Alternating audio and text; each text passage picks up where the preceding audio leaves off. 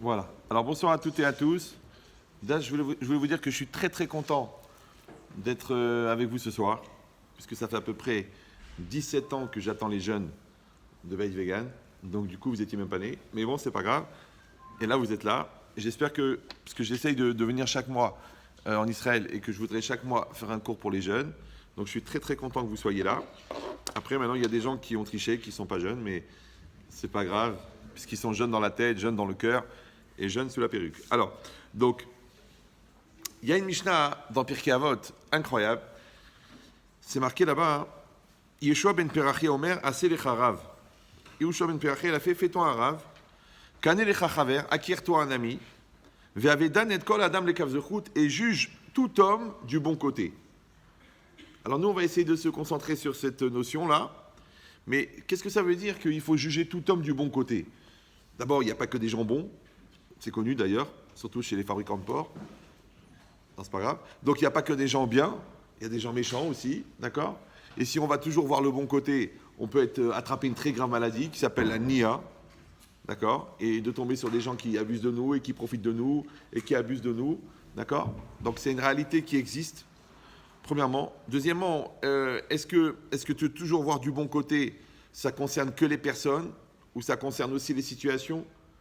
Comment on va faire? Parce que dans la vie, il y a des bons côtés, il y a des moins bons côtés. Et par rapport à ça, hein, il faut être un petit peu préparé. Parce que si vous croyez en Dieu, ça s'appelle la providence. Si vous ne croyez pas, ça s'appelle la réalité. Mais dans les deux cas, il va arriver des choses qui sont plus jolies et moins jolies. C'est pour ça que c'est marqué Ve'afta et Hashem Elokecha bechol meodecha, de tout, meodecha de tous tes moyens, mais aussi Rachidi bechol mida ou mida chaque jbouchou moded. Jbouchou, des fois, il va t'envoyer des choses extraordinaires, des fois, il va t'envoyer des choses très dures. Ouais, et ça fait partie de la vie. Maintenant, les gens qui espèrent qu'il n'y aura que du bien, c'est eux qui auront le plus mal quand il y aura des difficultés. C'est la logique du contraste. D'accord? C'est-à-dire que quand tu vois le bien, que le bien, alors le mal, il te fait mal. Alors que quand tu dis il y a du bien et du mal, bon, il y a du bien et du mal.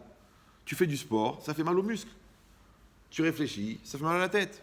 Ah, tu travailles beaucoup, tu veux gagner beaucoup d'argent, tu travailles beaucoup. Ah, tu dis, ah, c'est quand même fatigant. Bon, alors tu prends les allocs et tu te tais. Donc ça veut dire que chaque personne, elle va se mettre dans des situations où il y aura une réalité qui sera très forte, d'accord? Et à elle de décider. Alors ici, quand on parle qu'il faut voir, avec Dan et Kol Adam, c'est marqué Kol Adam, juge tout homme du bon côté, d'accord? Donc on va réfléchir. Si ça s'adresse que à l'homme, ça s'adresse aussi à la situation, et même si ça s'adresse à soi-même. C'est-à-dire, est-ce que moi, j'ai une mitzvah d'être Dan oti les kavzechut? Est-ce que moi aussi, je dois me juger du bon côté? Je pourrais dire non, parce que peut-être que je me moque de moi, ou non, au contraire, c'est normal que je me donne ma chance à moi, au moins que moi, je me donne ma chance à moi. C'est-à-dire de réfléchir à ça. Maintenant, pour comprendre ça, déjà, le langage des Chachamim, il est spécial. Pour ceux qui ont déjà étudié, ils comprennent ça. Ceux qui ont moins étudié, ils ne comprennent pas. Mais c'est que les Chachamim ne vont jamais dire un mot pour rien. Donc les mots, ils sont calculés, ils sont mesurés. Donc quand c'est marqué que le bruit en haut, ça dérange, par exemple, ouais, quand c'est marqué que avec Dan, David, Eliaou, Chaim, Meir, Fernand, Léopold, le cours est commencé. Donc, on ne sait jamais. Donc, avec Dan et Kol Adam les Kavzechut, juge du bon côté. Donc il y a une question de base qui va se poser. C'est pourquoi tu te permets de juger d'abord. Il faut aller voir en haut ce qui se passe. Le cours de cuisine, c'est pas ce soir. Donc, c'est quoi l'idée? Que quelqu'un, il doit juger du bon côté. Mais qui d'abord, qui t'a dit que tu dois juger? Vous savez, on dirait que c'est évident que l'homme, il juge l'autre.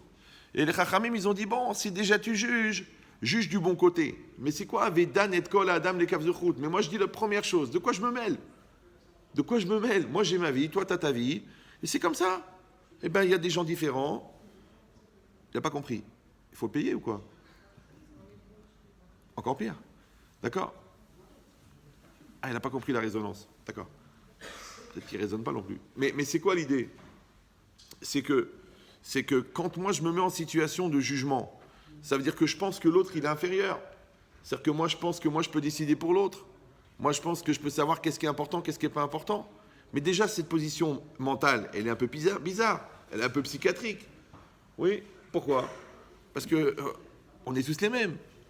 Maintenant, il y a des gens moins importants, plus importants, mais ça, c'est une hiérarchie dans la tête. Il y a des gens plus forts, moins forts, ça aussi, c'est dans la tête. Mais c'est quoi l'idée? Personne ne peut monter à haut. Je peux monter si vous voulez.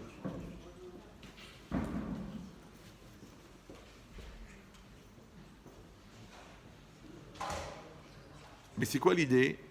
L'idée, c'est que, qu'est-ce que ça veut dire? Avedan et kol adam le kavzechut, oui, comme si c'était obligatoire de juger. Alors en vérité, le problème, et ça c'est la lecture un petit peu psychologique du problème, c'est qu'au fond, on juge les autres. C'est que notre regard, il regarde l'autre, il juge l'autre. Pourquoi?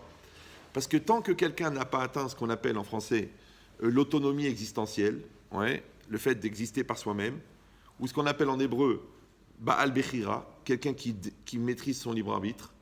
Donc, tant qu'on n'est pas comme ça, malheureusement, on va être tout le temps avoir besoin de se situer par rapport à l'autre. D'accord? Alors, je veux dire, celui-là, il est plus intelligent, celui-là est moins intelligent. Ah, celle-là, elle est belle, moi, je ne suis pas jolie. Et celui-là, il est riche, et celui-là, et moi, je suis pauvre.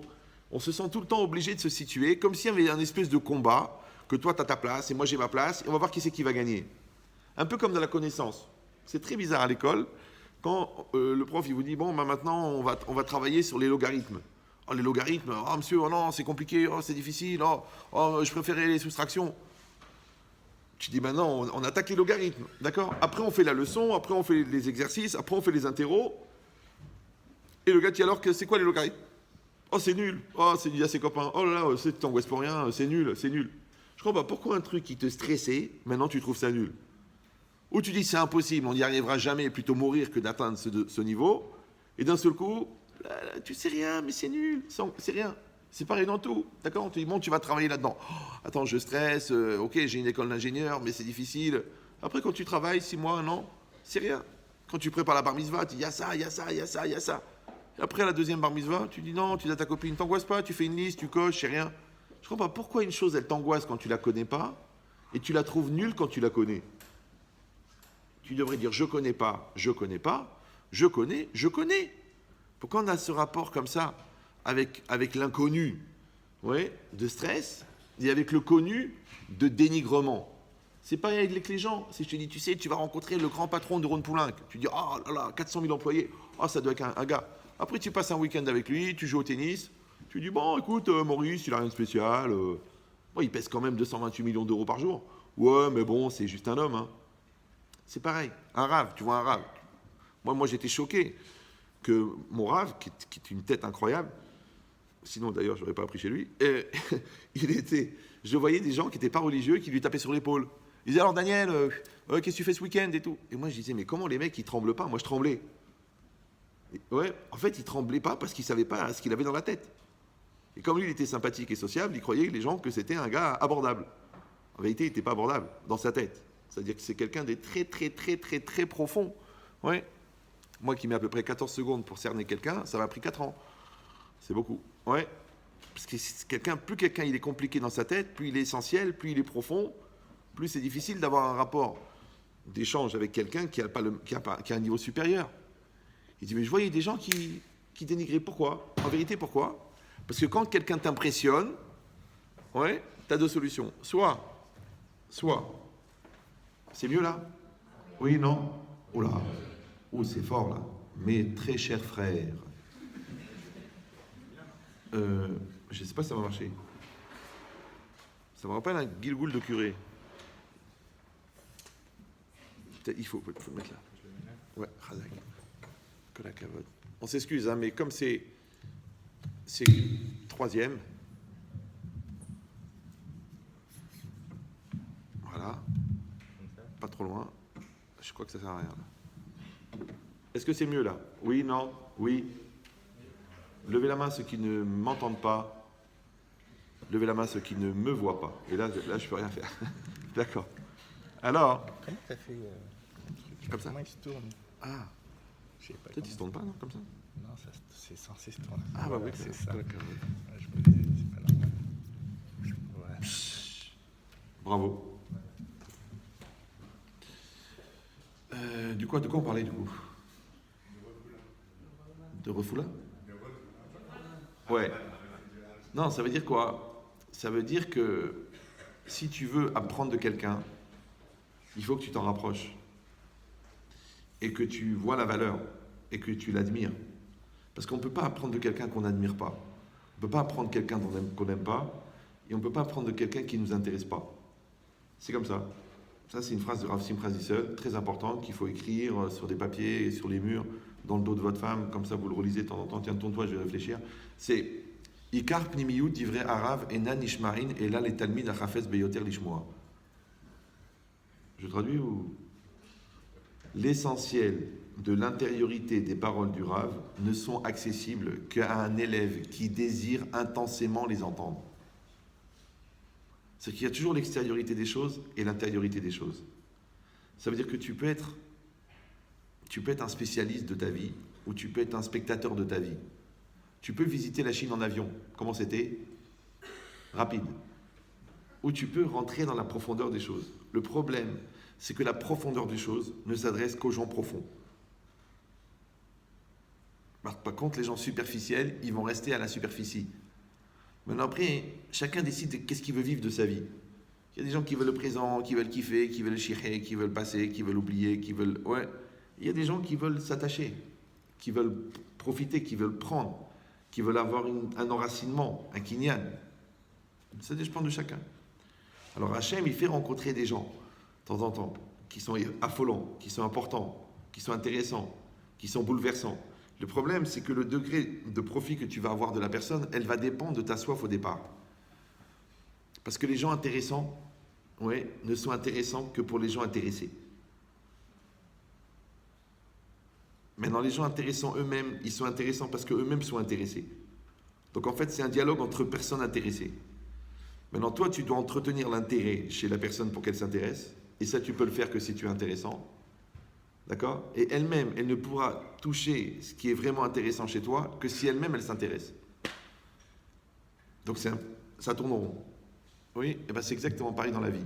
Si toi, tu veux vivre autre chose que la superficialité, si toi, tu veux être autre chose qu'un consommateur, si toi, tu veux être autre chose qu'un spectateur, il faut que tu rentres dans la réalité. Maintenant, quand tu vas rentrer dans la réalité de ton rêve, tu vas rentrer dans la perception de ton couple, tu vas comprendre ce qui se passe chez tes enfants, tu vas savoir ce qui se passe dans ton corps. Là, tu commences à devenir vivant.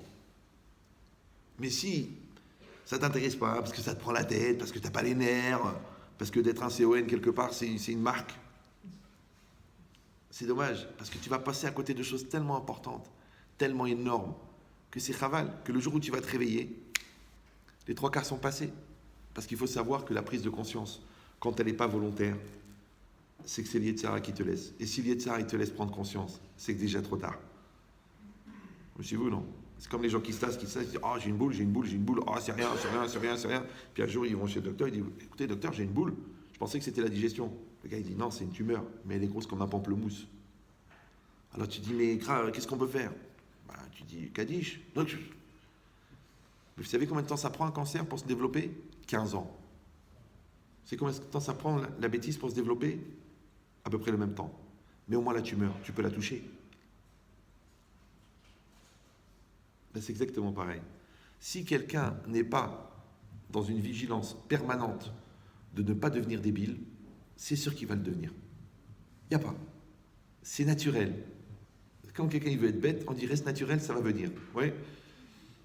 Par contre, c'est comme si vous rentrez en pleine forêt d'Amazonie et vous traversez la jungle, les lianes, les arbres, les serpents, les araignées, et tac, vous arrivez dans une clairière et il y a un champ de blé qui a poussé, qui est carré, et il n'y a pas une fleur au milieu. Tu dis, c'est pas possible en plein milieu de l'Amazonie. Ça existe ou non? Oui, non, oui, non, oui. Ceux qui pensent que oui, il faut vraiment qu'ils arrêtent de... Ça n'existe pas. Il ne peut pas y avoir un champ de blé carré, propre, en plein milieu de l'Amazonie, ça n'existe pas. Ça n'existe pas. Et bien c'est exactement pareil. Si tu vois quelqu'un d'intelligent, il n'est pas devenu intelligent par hasard. Ah, peut-être qu'il avait un certain QI à la naissance, et il s'appuyait dessus. Ouais, mais il faut savoir que la bêtise... J'ai un pied de micro antisémite. Il suit la gravité terrestre, il descend vers le bas depuis tout à l'heure. Et moi, je essaie de le maintenir en haut, donc si ça ne vous dérange pas, on fera une collecte après pour acheter un vrai pied.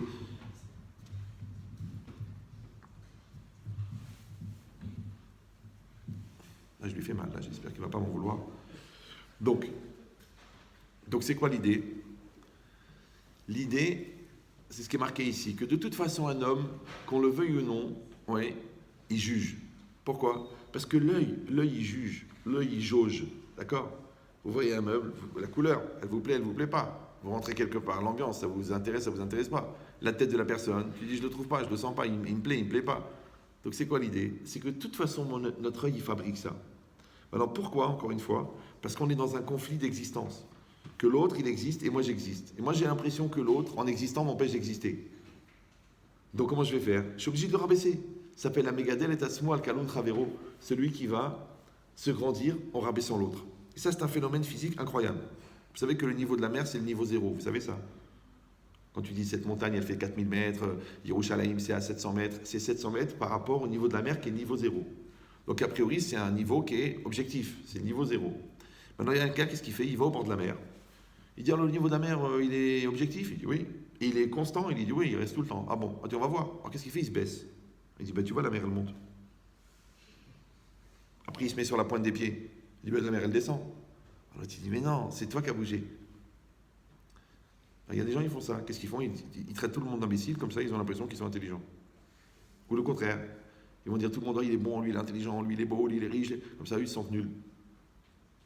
Parce que tu peux grandir l'autre, ou tu peux, et ça te grandit, ou tu peux, et ça te rabaisse, ou tu peux rabaisser l'autre, et tu as l'impression que ça te grandit.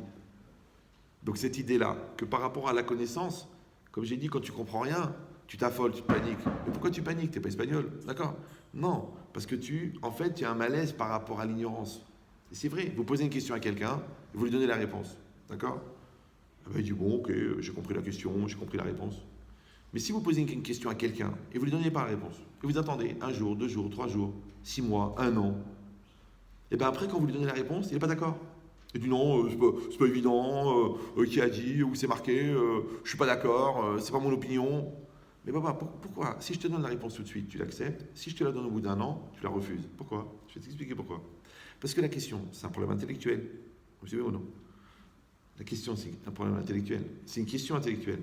Mais le problème, c'est que la question intellectuelle, quand tu ne trouves pas la réponse, elle s'est habillée maintenant avec un complexe qui s'appelle l'ignorance. Et l'ignorance, elle a fait de ta question un problème. Maintenant, le problème, c'est que les questions, elles ont besoin de solutions. Et les questions, elles ont besoin de réponses. Et les problèmes, ils ont besoin de solutions. Ça va? Et une solution, c'est pas une réponse. Par exemple, des fois, des gens ils viennent me poser une question. Maintenant, moi, je ne peux pas donner une réponse. Ça ne veut rien dire. Il faut que je donne une solution. Mais les gens, ils ont honte de dire qu'ils ont un problème. Alors, ils te posent une question. Maintenant, toi, tu dois trouver le problème qui est derrière la question pour donner la solution. Parce que si tu leur donnes une réponse, ils te disent, ouais, le Rav, il n'a pas compris ma question.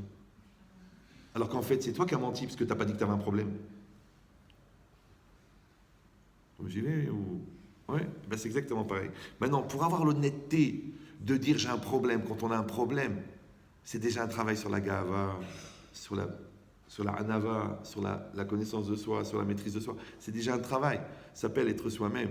Ça s'appelle être bien dans sa peau. Ça s'appelle ne pas avoir peur d'être à nu, parce que de toute façon, je suis intérieur comme extérieur. Mais ça, c'est du travail. Mais les 3/4 des gens, ils ne font pas ce travail. Donc, ils ont une distance entre leur être intérieur et l'être extérieur. Donc, ils ne vont pas dire qu'ils ont un problème. Ils vont dire qu'ils ont une question. Et toute la vie, c'est pareil. Une fois, on était à la fin d'un séminaire, et il y a un monsieur comme ça, 60 ans, un Ashkénaz, assimilé, mais pas assimilé, debout milé, ça veut dire loin, loin, loin. Il s'assied à côté de moi, il me dit qu'est-ce que vous pensez de la 6 millions de morts, la Shoah? Je lui ai dit, écoutez, j'ai rien à penser parce que le Razonich, il dit qu'à partir d'un certain niveau d'horreur, il n'y a plus de réflexion, c'est que de l'émotion. Donc ça ne sert à rien de réfléchir. Bon, il est parti. À la fin au symposium, ils ont dit, alors chacun il donne son avis. Et lui, il a dit, vous savez, j'ai posé une question à des dizaines de rabbins, mais il y a un jeune rabbin, j'étais jeune à l'époque, il y a un jeune rabbin, il m'a donné vraiment la vraie réponse. Mais moi, je n'ai pas répondu. Vous suivez ou non? Parce que des fois, la réponse, c'est une réponse analytique, développée, intelligente. Et des fois, la réponse, c'est une solidarité. C'est tout. C'est comme si quelqu'un il a perdu son père, alors allez-nous, et tu vas visiter la maison de deuil. Quand tu vas lui parler, tu crois que quand tu vas finir de lui parler, tu as réglé son problème qu'il a perdu son père? Non, tu dois montrer la solidarité. Mais non, même si tu te tais, peut-être que même de te taire, c'est une forme de pudeur qui est plus touchante que le fait de parler. Pourquoi? Parce que quand tu as fini de parler, tu crois que tu as réglé le problème. Alors que quand tu es là, l'autre il te voit, il sait que tu es venu, il te fait comme ça, merci d'être venu. Parce que qu'est-ce qu'on va dire? Les mots, ils ne sont pas là pour ça. Et des fois, c'est l'inverse. Une fois, une grande doctoresse, un docteur, chef de clinique avec 120 médecins en dessous d'elle, célibataire, 50 ans, un mec. Un vrai mec. Une patronne. À la limite, je me demandais si c'était pas d'abord la barbe que je voyais pousser. Mais bon. Et elle me dit, vous êtes rabbin? Je dis, non, je suis cow-boy. Ah bon, Elle m'a dit, j'ai une question que j'ai posée à beaucoup de rabbins. Je dis, oui, c'est quoi votre question? Elle me dit, est-ce que la croyance sans la pratique est compatible? C'est-à-dire, est-ce qu'on peut croire en Dieu sans pratiquer la Torah? Bon, j'ai compris qu'elle n'était pas religieuse, j'ai compris qu'elle n'avait pas fait 10 ans de yeshiva, de séminaire. Alors, elle s'attendait que je vais lui faire un grand développement psychologique, intellectuel, philosophique, Maharal, Tralbaba. Et moi, je l'ai regardé comme ça, je lui ai dit, c'est nul. Elle m'a dit, et ensuite, je dis non, c'est nul. Bon, elle m'a dit ok. Je suis parti. Et après, un mois après, je rencontre un médecin. Il m'a dit rien. J'ai rencontré le docteur truc. Il m'a dit qu'elle a rencontré un rabbin, mais je crois que c'est toi. Et il paraît qu'elle l'a recadré, elle a tout compris. Pour la première fois de sa vie. Pourquoi? Parce que elle, son problème, c'était pas l'explication. Maintenant, tu lui as amené les preuves que l'existence de Dieu, tu vas amener les preuves que la Torah est divine, mais elle n'en a rien à preuve puisqu'elle se prend pour Dieu. Elle se prend pour Dieu. J'ai la vie et la mort. Je passe 30 de 120, c'est-à-dire elle a un chenil de médecin à elle. Et c'est elle la patronne. D'accord? Donc maintenant, elle ne va pas entendre de toi quelque chose d'intelligent. Parce que c'est impossible. D'abord, tu n'es pas médecin. En plus, tu n'es pas un être supérieur comme elle. Donc, elle ne va même pas t'écouter. Donc, qu'est-ce que j'ai fait, moi? Je lui ai répondu, Draba. C'est nul. C'est nul. Ça veut dire, mais pour qui tu te prends pour poser une question aussi lourde sans prendre les moyens d'avoir des réponses? Qu'est-ce que tu veux maintenant? Est-ce que moi, je vais dire à un responsable d'une centrale nucléaire, c'est nul? Dis-moi, il faut faire 15 ans d'études. Est-ce que je vais parler à un spécialiste du cerveau? Je vais lui dire, le cerveau, c'est comme des durites, c'est comme un moteur, c'est rien, c'est un carburateur avec du... Mais tu rigoles ou quoi, toi? Ça, c'est un pizzaiolo qui dit ça.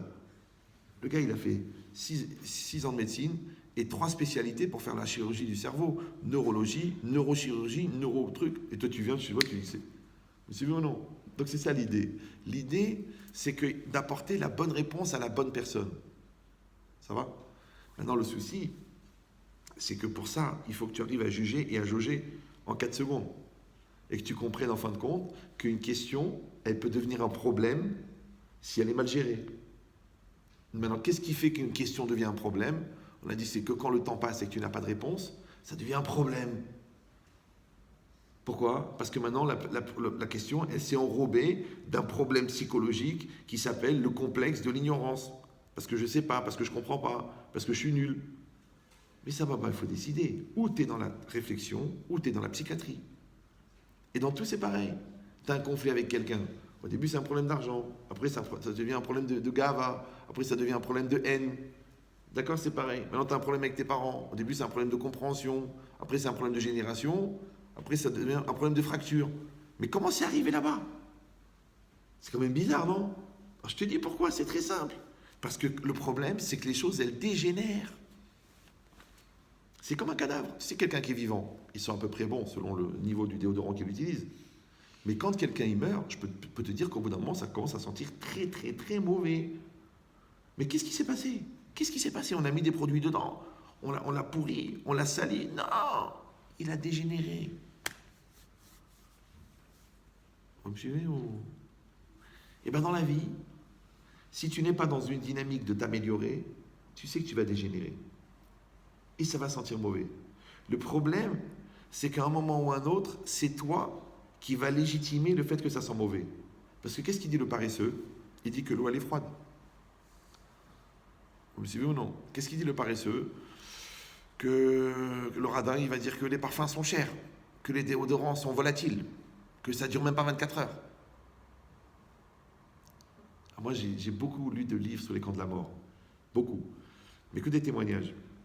Parce que malheureusement, les camps de la mort, c'était des laboratoires de l'horreur, mais c'était aussi des laboratoires de la volonté. Et il y a un livre là-bas, il racontait qu'un jour, c'est M. Kaufman, Sivma Kaufman, c'est le père de Rav Kaufman de Bnei Brak. Et un jour, parce que les Allemands, ils leur donnaient à manger et à boire des choses qui provoquaient malheureusement des diarrhées pour pas qu'ils aient l'idée de se révolter. Donc imaginez, un jour, n'importe quand, les gens, ils faisaient sur eux, ils étaient sales, ils étaient pourris, ils étaient... Et lui, il se réveille à 4h du matin avec un besoin pressant d'aller aux toilettes. Et il trouve un gars, là-bas, tout nu, un truc bizarre qui se faisait jamais dans les camps de la mort, il se lavait. Parce que les gens, ils se lavaient plus. C'est-à-dire qu'il y avait une odeur, là-bas tu visites, tu vas genre avec l'école visiter Auschwitz, mais c'est magnifique, c'est super propre. Mais c'était pourri.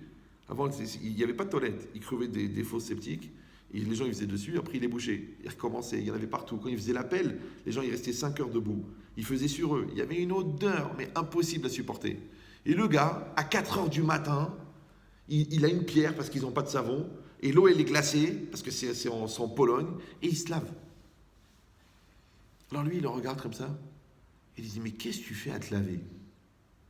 Ça sert à rien de te laver, de toute façon, dans 2 heures, tu vas être à nouveau sale. Ouais. Et il leur a répondu une chose incroyable. Il lui a dit, ils nous ont enlevé la liberté. Ils nous ont enlevé nos familles. Ils nous ont enlevé l'espoir. Mais ils ne vont pas nous enlever la dignité. Je ne sais pas si vous comprenez. Ouais. Maintenant, vous croyez que les camps de la mort, c'est les barbelés, c'est les nazis. Non, il y a plusieurs sortes de camps de la mort. La bêtise, c'est un camp de la mort. La lourdeur, c'est un camp de la mort. La paresse, c'est un camp de la mort. Ouais. La goyoute, c'est un camp de la mort. La drogue, c'est un camp de la mort. La bêtise, c'est un camp de la mort. Il y en a beaucoup des camps de la mort. Maintenant, le pire des camps de la mort, c'est pas le camp de la mort qui est autour de toi, parce que celui-là, tu peux t'enfuir. C'est le camp de la mort qui est dans ta tête. Celui-là, c'est le pire. Vous suivez ou non? C'est que le vrai nazi, c'est l'Yetzirah. C'est pour ça que Mitzrayim en hébreu, ça veut dire l'Égypte. Et Metzarim en hébreu, ça veut dire limite. Et Paro, c'est qui Paro? C'est Péra. Et Péra, c'est la bouche mauvaise. Et la bouche mauvaise, c'est quoi? C'est une voix à l'intérieur de toi qui te conseille des choses qui ne sont pas bonnes pour toi. Et que tu le sais, mais tu les fais quand même. Donc en vérité, quand c'est marqué dans la Haggadah que celui qui n'est pas sorti d'Égypte, il y est encore, mais il a raison. Celui qui a écrit la Haggadah, il a raison. Parce que celui qui ne s'est pas donné les moyens de sortir de ses limites, il est encore dans ses limites. Et ça ne s'arrangera jamais. Parce qu'il ne s'est pas donné les moyens de sortir de ses limites. Peut-être je vais le tenir, laisse tomber. Je crois pas qu'il se... Ouais. Ah, tu crois que c'est la longueur? Ah, t'as raison, alors viens, on l'approche. Excusez-moi, on est en pleine mise en place. Que la cavale. T'as la barbe plus courte, mais tu raisonnes mieux. Pourtant, j'ai le bras long. Ça, c'est bon. Donc, qu'est-ce qui est marqué ici, Rabotai? C'est marqué une chose très très importante. C'est marqué que chacun doit décider s'il veut sortir d'Égypte ou non. Moi, j'ai raconté ça plusieurs fois, que quand j'étais jeune, 13-14 ans, j'étais pas religieux. D'accord? On allait en bus à la synagogue et je comprenais pas pourquoi les gens ils allaient à pied. Je disais, mais ils sont bêtes ou quoi? Mais on allait à la synagogue, mais on allait en bus. Bon, on était des ignorants, on connaissait rien. Mais j'étais pas religieux, mais j'ai beaucoup prié pour ne pas être un brel. J'avais très peur. Ne pas être brel et ne pas subir des brels, pour pas dire un autre mot. Ouais. Et bien c'est ça l'idée. Parce que quand la personne, elle ne se donne pas les moyens d'être autonome, automatiquement elle est en Égypte. Pour ça on dit Ikar avodat ha-yetzara les balbel et tadeot. Le principal objectif du Yetzara, c'est d'embrouiller l'esprit. Maintenant, nous, on va réfléchir comment est-ce que dans la facette du lekav zechut, du voir positivement, comment est-ce que nous, même, on est capable de lutter contre la vision négative qu'on peut avoir de l'autre et la vision négative qu'on peut avoir de soi-même. Parce qu'en fin de compte, comment le Yetzara il peut m'avoir? Parce qu'il m'a convaincu que j'étais nul. D'ailleurs, dans convaincu, il y a 2 mots déjà.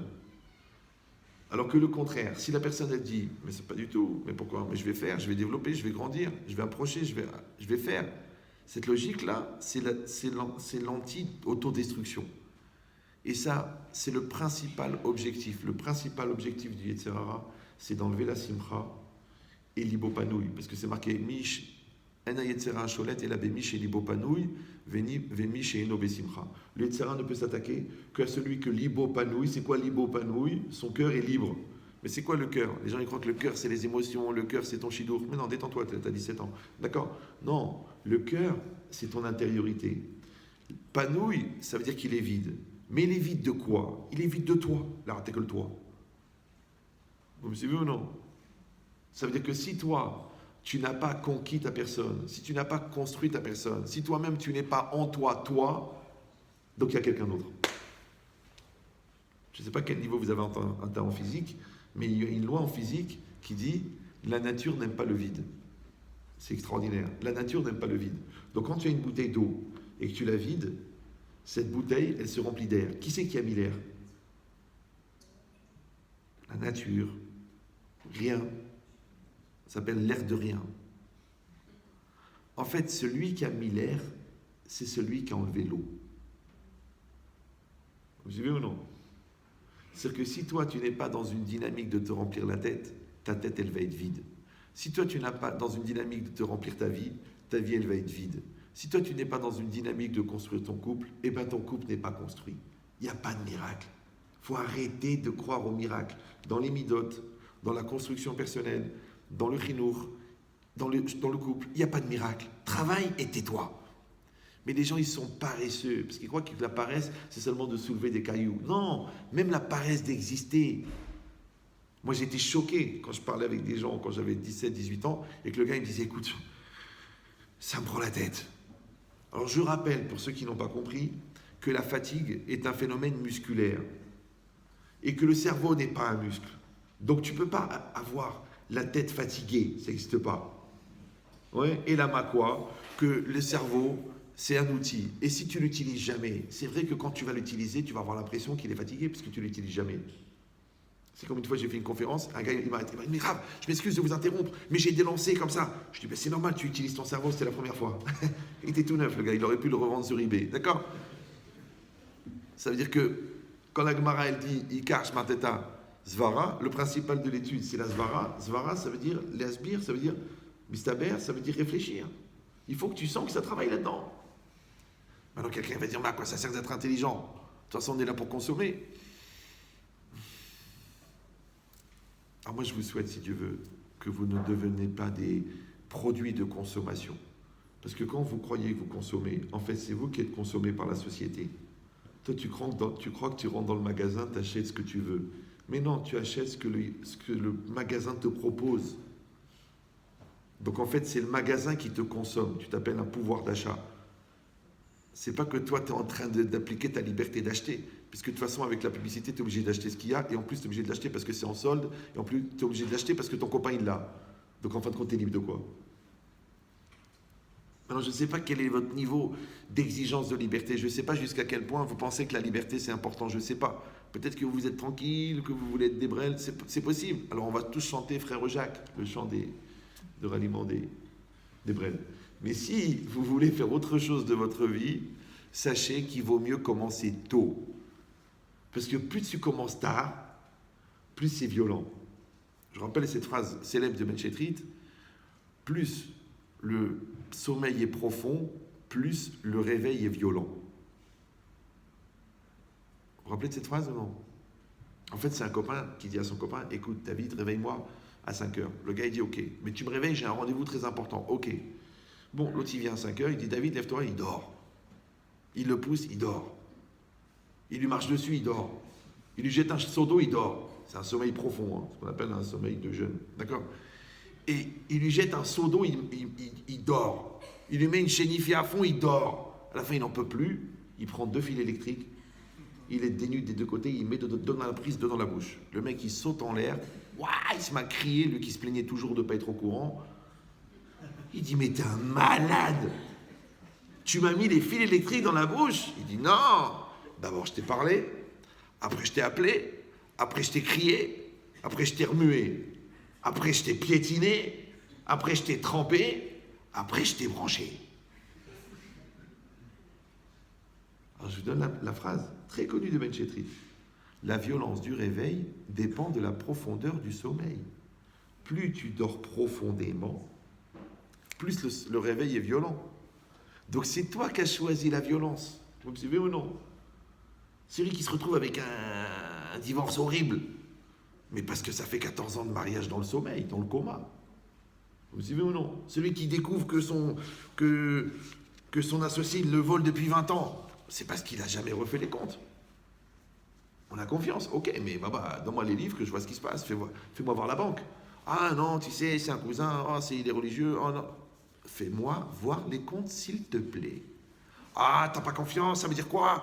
Hein, ça veut dire que tu crois que je suis qui? Moi, je crois que je suis un voleur? Tu vois, les mots, ils sortent de ta bouche, qu'on la cavonne.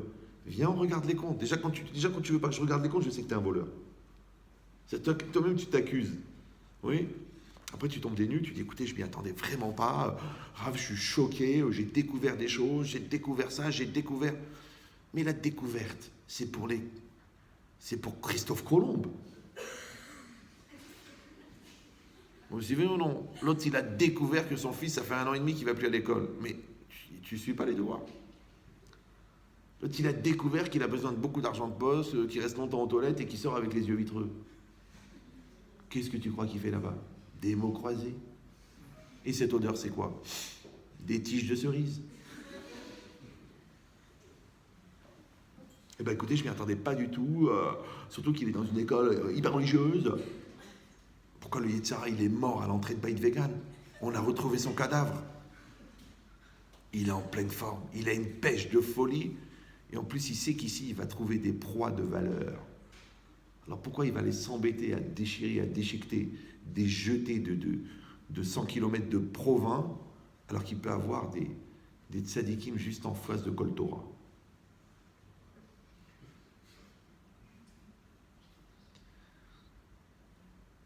C'est-à-dire que nous, on ne connaît pas notre valeur, mais lui, il connaît notre valeur.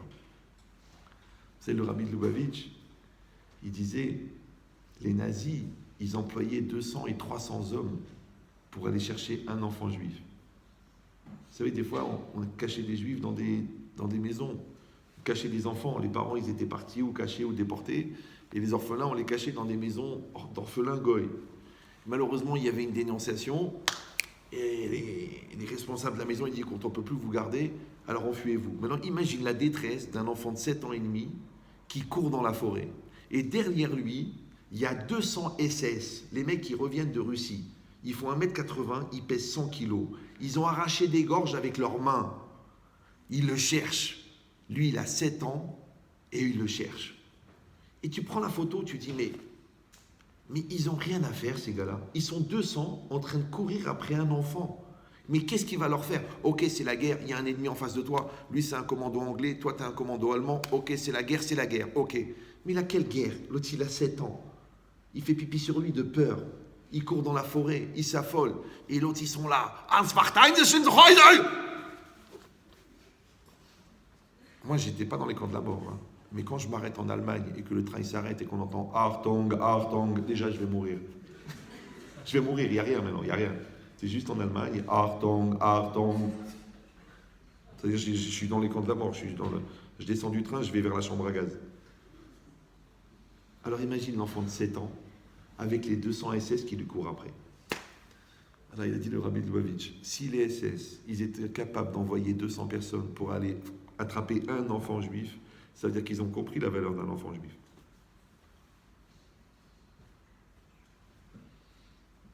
Et nous, qu'est-ce qu'on fait, nous?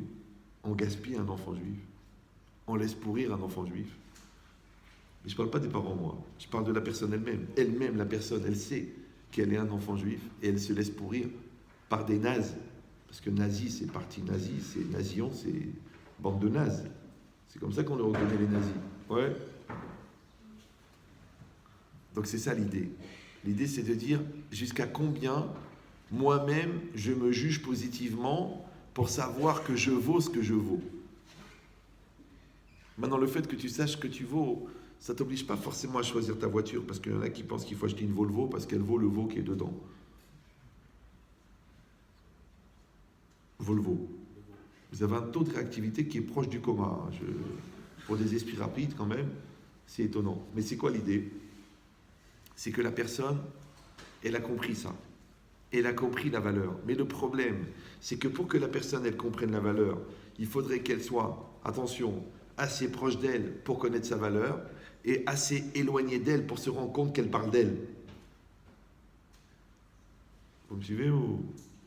Alors j'ai dit cette phrase-là plusieurs fois, même cette semaine, mais je vais la redire quand même, parce qu'elle peut vous servir. Cet après-midi, j'ai fait une petite interview avec Michel Boujna. Entendu parler de lui, non? Il est très très intéressé par des conférences de moi. Il en a vu des dizaines. Bon. Alors on a parlé comme ça. Alors lui, il disait qu'il doit faire évoluer son spectacle au fur et à mesure. Je dis, moi aussi, j'assiste à tous mes spectacles, à tous mes shiurim, ouais, et je fais évoluer.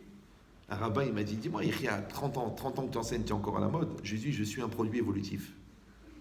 Ma femme aussi, elle m'aime encore, parce que j'évolue. Ouais. Mes enfants aussi, ils sont impressionnés, parce que je grandis. Toute la vie, c'est comme ça. Ça s'appelle l'Eitrachut. D'accord? Alors maintenant, regardez cette phrase. C'est marqué dans Pirkei Avot, Im en ani li mili. Ve'im lo arshav ematai. Im en ani li mili. Bon, ici tout le monde comprend l'hébreu. Donc, si je ne suis pas pour Émilie, qui est pour Émilie? C'est évident, d'accord? Im en ani li. Si moi, je ne suis pas pour moi, mi li. Qui est pour moi? Alors, cette formulation, elle est bizarre. Parce que normalement, on n'aurait pas dû dire Im en ani li mili. On aurait dû dire Im en ani mi ani. Im en ani, si moi je ne suis pas moi, mi ani. Alors soit je vais dire qui est moi, ou qui peut être moi. Vous me suivez ou non? Pourquoi? Parce que un des plus grands Yetzirara qui existe, c'est d'obliger l'autre à être moi. Vous me suivez ou non? Par exemple, quand je dis à l'autre, oui, moi, à ta place, j'aurais fait différemment. Ça veut dire que je te regarde toi à travers moi. Ou tu dis, oh, toi, tu n'étais pas là quand j'ai eu besoin de toi. Ça veut dire que tu veux que moi, je sois à ta place à toi. Mais je ne peux pas être toi. Je peux t'aider, je peux te soutenir, je peux te entretenir, je peux te payer, je peux te caresser, je peux t'encourager, mais je ne peux pas être toi. Je ne peux pas. J'ai beau essayer, je ne peux pas. Pourquoi?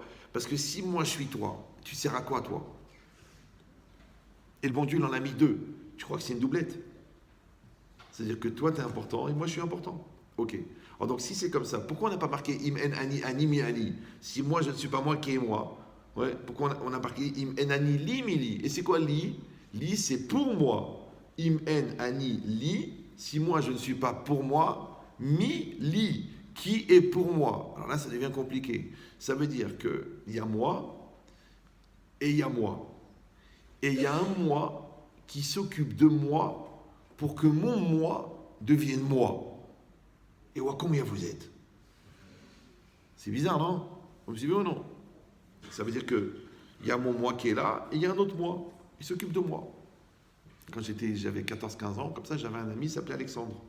C'était un très bon copain, il était toujours avec moi. Moi, j'étais dans les écoles Goy. Alors Alexandre, il me disait, ah vas-y, révise encore, tu maîtrises pas la leçon. Ou il me disait, bah, pourquoi tu rigoles, c'est pas marrant. Après, il me disait, pourquoi tu pleures, c'est juste un film. Après, des fois, il me dit, t'es un paresseux. Des fois, il me disait, Kolakavod, bravo pour ce que t'as fait. Et pendant 4 ans, il m'a beaucoup, beaucoup aidé. Et vraiment, je lui suis reconnaissant jusqu'à aujourd'hui. Maintenant, aujourd'hui, je vais vous dire la vérité, il n'a jamais existé. C'est un truc que j'ai inventé. En fait, c'est un Iria 2 avant le retour. Ouais.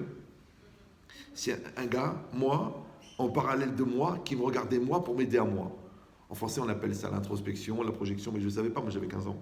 Donc j'ai fabriqué le moussard sans le savoir. Ouais. Et donc, j'ai gagné beaucoup de temps, parce qu'au lieu d'attendre d'être jugé par l'autre, je me suis jugé moi-même. Le problème, c'est que d'être jugé par l'autre, c'est anxiogène, c'est angoissant, ça travaille la susceptibilité, la gava, c'est dur. Mais jugé par toi-même, il n'y a pas de problème. Vous me suivez ou non? Parce que si, quand tu te juges toi-même, tu as honte de toi, il faut consulter, va voir. Ouais. Si tu t'engueules avec toi parce que toi, tu as osé te faire une remarque à toi, et ouais, ça devient compliqué. Donc, c'est quoi l'idée? C'est qu'en fait, tu acceptes, toi, de t'occuper de toi. C'est ça, li. Im en ani li. Et si vous allez dire, bon, ben c'est un petit peu... un peu tiré par les cheveux, comme dit Bruce Willis. Non. Parce qu'en fait, la logique, c'est quoi? C'est que, de toute façon, on vit comme ça. Par exemple, le matin, tu te lèves. Qu'est-ce que tu dis? Je me lève. Le je qui se lève. Le je, c'est qui? C'est toi. Le me, c'est qui? C'est toi. Et combien vous êtes? En fait, celui qui veut se lever, c'est le je. Celui qui ne veut pas se lever, c'est le me. Me. On l'appelle le be. Quand on est enrhumé, le me, il devient le be. Ouais. Ce qui amène d'ailleurs à la bœuf, mais ça, c'est encore un autre. Bon. Toujours une question d'herbe, finalement. Oh la vache. Donc, c'est quoi l'idée?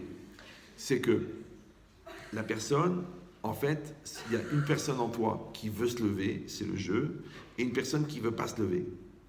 Maintenant, c'est la personne qui veut se lever qui lève la personne qui ne veut pas se lever. Ça s'appelle je me lève. C'est bon? Oui. Alors maintenant, je me prends en main. En moi, il y en a un qui veut réussir ses études, qui veut réussir la yeshiva, qui veut se marier. Et il y en a un qui ne veut pas. Il est paresseux, il est lourd, il est Allah, il est blata. Donc, il y a le je et le me. Maintenant, quand moi, je me prends en main, ça veut dire que je me prends en main. Vous me suivez ou non? Voilà. Mais malheureusement, ça existe dans le sens inverse. Je me sens pas bien. Donc moi, je me donne les moyens de continuer ma dépression. J'ai une voix en moi qui me dit « Allez, tu vas t'en sortir ». Et j'ai une autre voix qui dit « Oh non, c'est vachement confortable d'être une victime parce que tout le monde te plaint, tout le monde te dorlote, tout le monde s'occupe de toi. » Tu dis « Oui, chérie, mais à 48 ans quand même, il faudrait passer à autre chose. » Jusqu'à quand tu vas allaiter? Allaite tes bêtises, d'accord? Donc c'est quoi l'idée? C'est que toi-même, tu es complice de ta lourdeur. Comme quelqu'un dit, je sais pas, tu apprends. Ah, tu dis non, c'est pas évident. Alors donc, arrête de te plaindre de ne pas apprendre, de ne pas connaître. Ça va? Donc tu vois qu'on vit, en fin de compte, de manière pronominale. Ouais, c'est moi qui m'occupe de moi. Je me. Alors exactement pareil. Li, c'est quoi Li? Li, c'est Annie qui s'occupe de Annie. C'est moi qui m'occupe de moi. Quand j'ai des gens qui sont vraiment en vraie dépression, qui sont à jeter comme ça à la limite devant la fenêtre en train de dire « je dois faire un pas en avant », je leur raconte une histoire. Je dis « je vous raconte une histoire ». Vous me dites ce que vous en pensez. C'est quoi l'histoire? Il y a un avion qui s'est écrasé dans la cordillère des Andes. C'est là-bas au Tibet, là-bas. Un endroit où il ne faut pas aller. D'ailleurs, c'est marqué à l'entrée de Tibet ou quoi. Bon. Et l'avion, il est tombé. Et il y avait 50 passagers. Et il y a 48 morts. Écoutez. Il reste 2 survivants. Un homme de 30 ans et un enfant de 8 ans. Maintenant, ils ne se connaissent pas. Qu'est-ce qu'il fait l'homme de 30 ans? Parce qu'a priori, c'est un adulte. Il va voir l'enfant. Bon, il voit qu'il n'y a pas de radio, il voit qu'il n'y a pas de chauffage, il voit qu'il n'y a pas de nourriture, il voit qu'ils sont à 100 km du premier village. Il ramasse des habits, des anoraks et tout ça, il couvre bien le petit. Après, lui aussi, il se couvre bien, il se met des doubles de pantalons, des doubles de chaussures, et il commence à marcher dans la neige. Et l'enfant, qu'est-ce qu'il fait? Il l'arrête. Il dit, monsieur, excusez-moi, où on va là? Et écoute, on y va. Il dit, où on va? Il dit, non, mais on va où? L'enfant, il dit, écoute, on est à 100 km du premier village, il fait moins 30, on n'a pas de chauffage, on n'a pas de nourriture, on n'a pas de radio. Ça ne sert à rien de marcher. Alors, moi, qu'est-ce que je fais? Je pose la question à la personne qui est devant moi, qui est en pleine dépression. Je dis, mais si vous étiez à la place de l'adulte, qu'est-ce que vous auriez dit à l'enfant? Alors, il y a plusieurs réponses. Il y en a qui disent, bah oui, il a raison, on va mourir. Alors celui-là, il faut l'emmener tout de suite à l'hôpital. Il va se suicider ce soir. Bah oui, parce que vous avez compris que l'enfant, c'est celui qui ne se sent pas bien en toi, et l'adulte, c'est celui qui veut s'en sortir. D'accord? Après, il y a des gens qui disent, bah, écoutez, je ne sais pas. Donc ceux-là, ils attendent d'être pris en charge. Après, il y a des gens qui disent, bah non, écoutez, on ne va pas se laisser aller comme ça, on va marcher, puis peut-être qu'on va rencontrer quelqu'un, peut-être qu'on va trouver une grotte, peut-être qu'on va trouver de quoi faire du feu. Celui-là, il va s'en sortir. Alors, vous voyez cette logique-là? Qu'en toi, il y en a un qui s'enfonce et un qui veut s'en sortir. Il y en a un qui est paresseux, il y en a un qui veut réussir. Et bien, ce double langage-là, c'est ça le lit. C'est moi qui m'occupe de moi. Maintenant, il y a une petite nuance qu'il faut faire. C'est que pour qu'il y ait un moi qui s'occupe de moi, il faut que ce moi, il existe. Je ne sais pas si vous me suivez. Il faut qu'il soit là. Il faut qu'il y ait quelqu'un. C'est pour ça que j'ai dit 1 million de fois qu'en français, le mot personne, il veut dire personne et il veut dire personne. Vous savez qu'il y a une loi à l'UNESCO, il y a une loi dans la Constitution française, la loi de la Constitution mondiale, qui s'appelle le respect de la personne. Mais comment ça se fait que le mot personne, il veut dire personne et personne? Alors je vous résume la phrase, c'est très simple. C'est comment tu peux exiger le respect qui est dû à la personne, alors qu'au fond, tu sais très bien que tu es personne. Ici, tu es personne. C'est pas grave de te tuer, puisque même en te tuant, on n'a tué personne. Puisque tu es personne. Alors tu dis, alors comment on fait pour ne pas être personne? Eh bien, pour ne pas être personne, il faut être quelqu'un. Ah bon, comment on fait pour être quelqu'un? Eh bien, un, ça vient de unique. Donc, quelqu'un, c'est que tu développes ton côté unique. Maintenant, si tu ne développes pas ton côté unique, tu n'es pas quelqu'un, tu es quelque-onc. C'est du français aussi, ouais. Et donc, tu sors de la catégorie chacun, tu rentres dans la catégorie tout le monde. Alors, je ne sais pas quel est votre niveau d'appréciation philosophique des événements, mais si chacun c'est quelqu'un, oui, chacun c'est quelqu'un. C'est-à-dire, toi t'es quelqu'un, toi t'es quelqu'un, toi t'es quelqu'un, toi t'es quelqu'un, toi t'es quelqu'un, toi t'es quelqu'un, toi t'es quelqu'un. Parce que la Torah, elle témoigne qu'Eshem Shepartsoufé Em Shonot, Kardatem Shonot. La manière que les visages sont différents, les esprits sont différents. Ça veut dire que nous avons tous un da'at différent. Et le da'at, c'est quoi? C'est la particularité de moi. Maintenant, pourquoi j'ai un da'at différent? Parce que j'ai une neshama différente. Donc j'ai une neshama différente de l'autre. J'ai un da'at différent de l'autre. J'ai un esprit, j'ai une conscience, j'ai un intellect, j'ai une perception de la réalité qui est différente. J'ai un corps qui est différent et j'ai un vécu qui est différent. Donc en fait, on est différents. Ok, super. Maintenant, le problème, c'est comme ça. Si chacun est unique, attention, réfléchissez bien, ça prend 2 minutes, faites comme si je vous posais la question personnellement. Si chacun est quelqu'un, tout le monde, c'est quelqu'un ou tout le monde, c'est personne? Vous avez compris ce que je dis ou... Ouais. Chacun, c'est quelqu'un.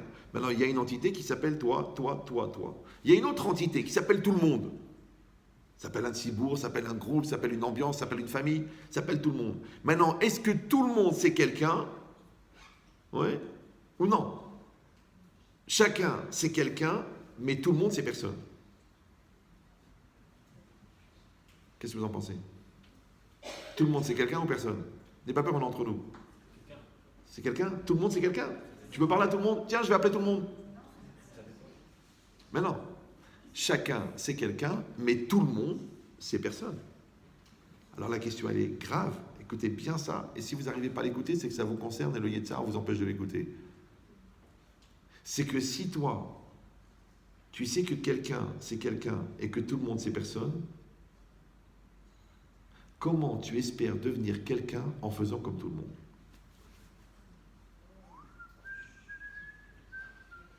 C'est peut-être pas le moment d'y aller. Vous avez compris ou non? C'est extraordinaire. Vous avez compris l'idée ou non?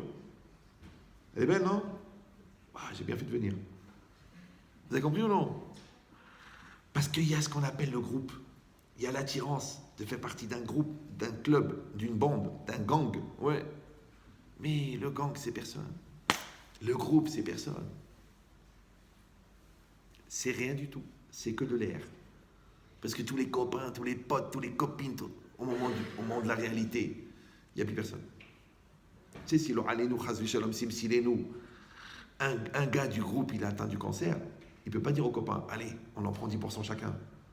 Ah ben non, chacun il est devant la maladie. S'il y en a qui se fait attraper par la police, les autres ils ne vont pas dire, allez viens, on partage la peine. Non. Si un il prend un prêt, ils ne vont pas partager la dette. C'est comme ça. C'est qu'en vérité, ne le prenez pas mal, hein. Je sais que vous êtes jeune et que la vie est belle et qu'il fait beau, enfin surtout en ce moment.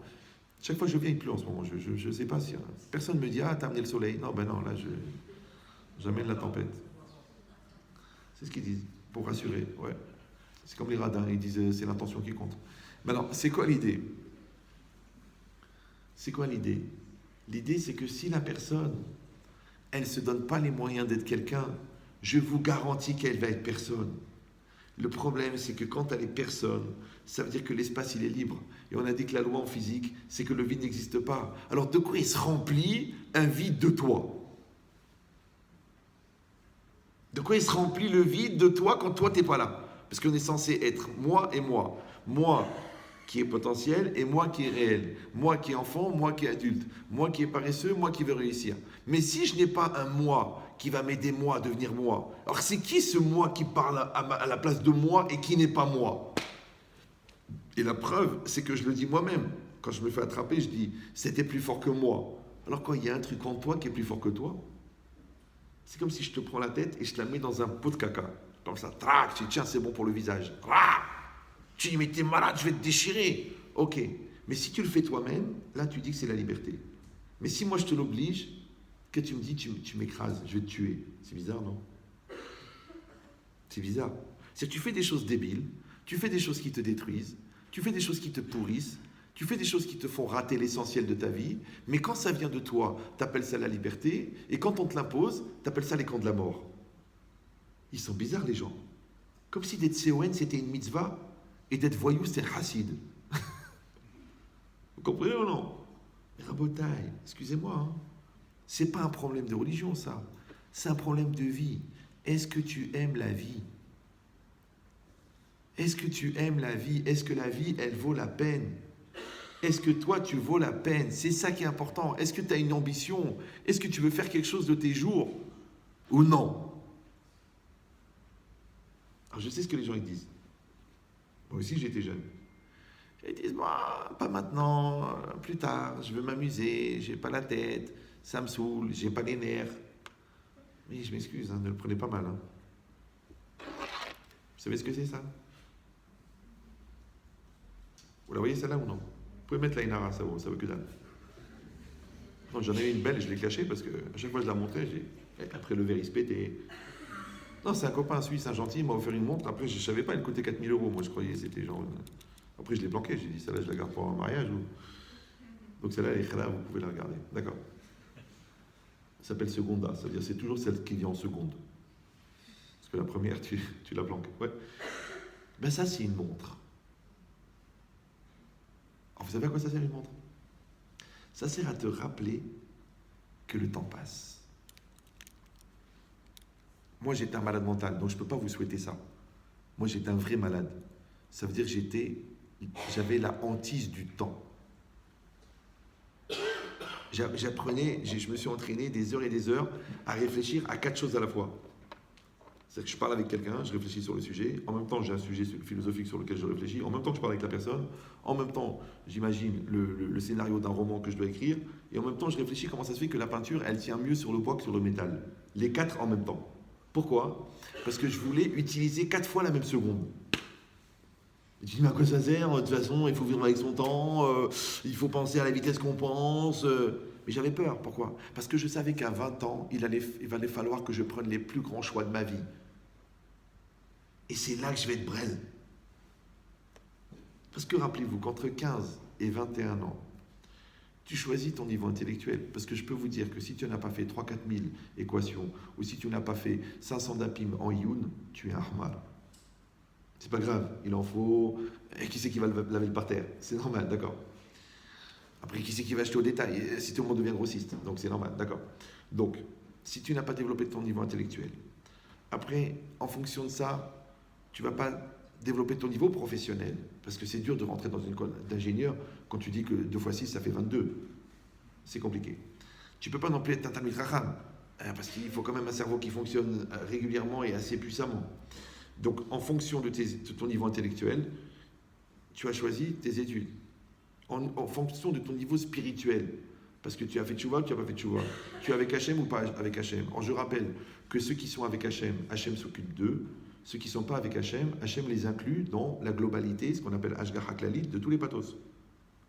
Maintenant, tu peux avoir une Hashgacha de pathos en plein Bnei Brak.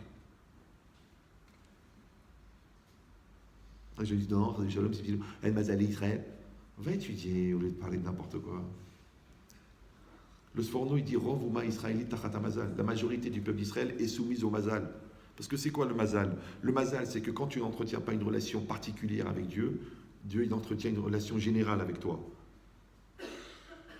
Donc, ça veut dire que quand tu ne veux pas être quelqu'un, tu deviens personne.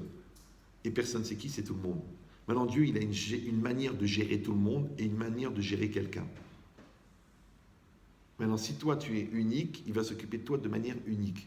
Si toi tu dis non, moi je suis un citoyen du monde, je suis une particule dans l'univers, je suis rien, eh ben on a une gestion du rien. On va s'occuper de rien. Puisque tu penses que tu es rien, même moins que rien. Ce qui est très difficile à définir au niveau quantité. Ouais. Il dit maintenant, de quoi je parlais juste avant? Décision. De Entraîne le niveau intellectuel. Voilà. Donc entre cet âge-là, 15, 16, 17, 18, 19, 20, tu définis ton niveau intellectuel, ton niveau spirituel de Rouhaniout. En fonction des deux, tu vas décider de ton métier, de ton choix de vie. En fonction des trois, des gens que tu côtoies, parce que c'est très rare qu'un ingénieur en agrochimie, il se marie avec une coiffeuse, parce que de quoi ils vont parler?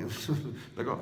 Après, en fonction de ça, les gens que tu côtoies, en fonction des gens que tu côtoies, la personne que tu épouses, en fonction de la personne que tu épouses, les enfants que tu auras. Tout ça entre 15 et 21. Qu'est-ce qui fait l'Yetzirah? Il te déchire la tête entre 15 et 21. Du coup, les études, tu les as pas fait. La yeshiva, tu n'as pas profité. Les gens que tu as côtoyés, ils t'ont aidé à découvrir des choses incroyables.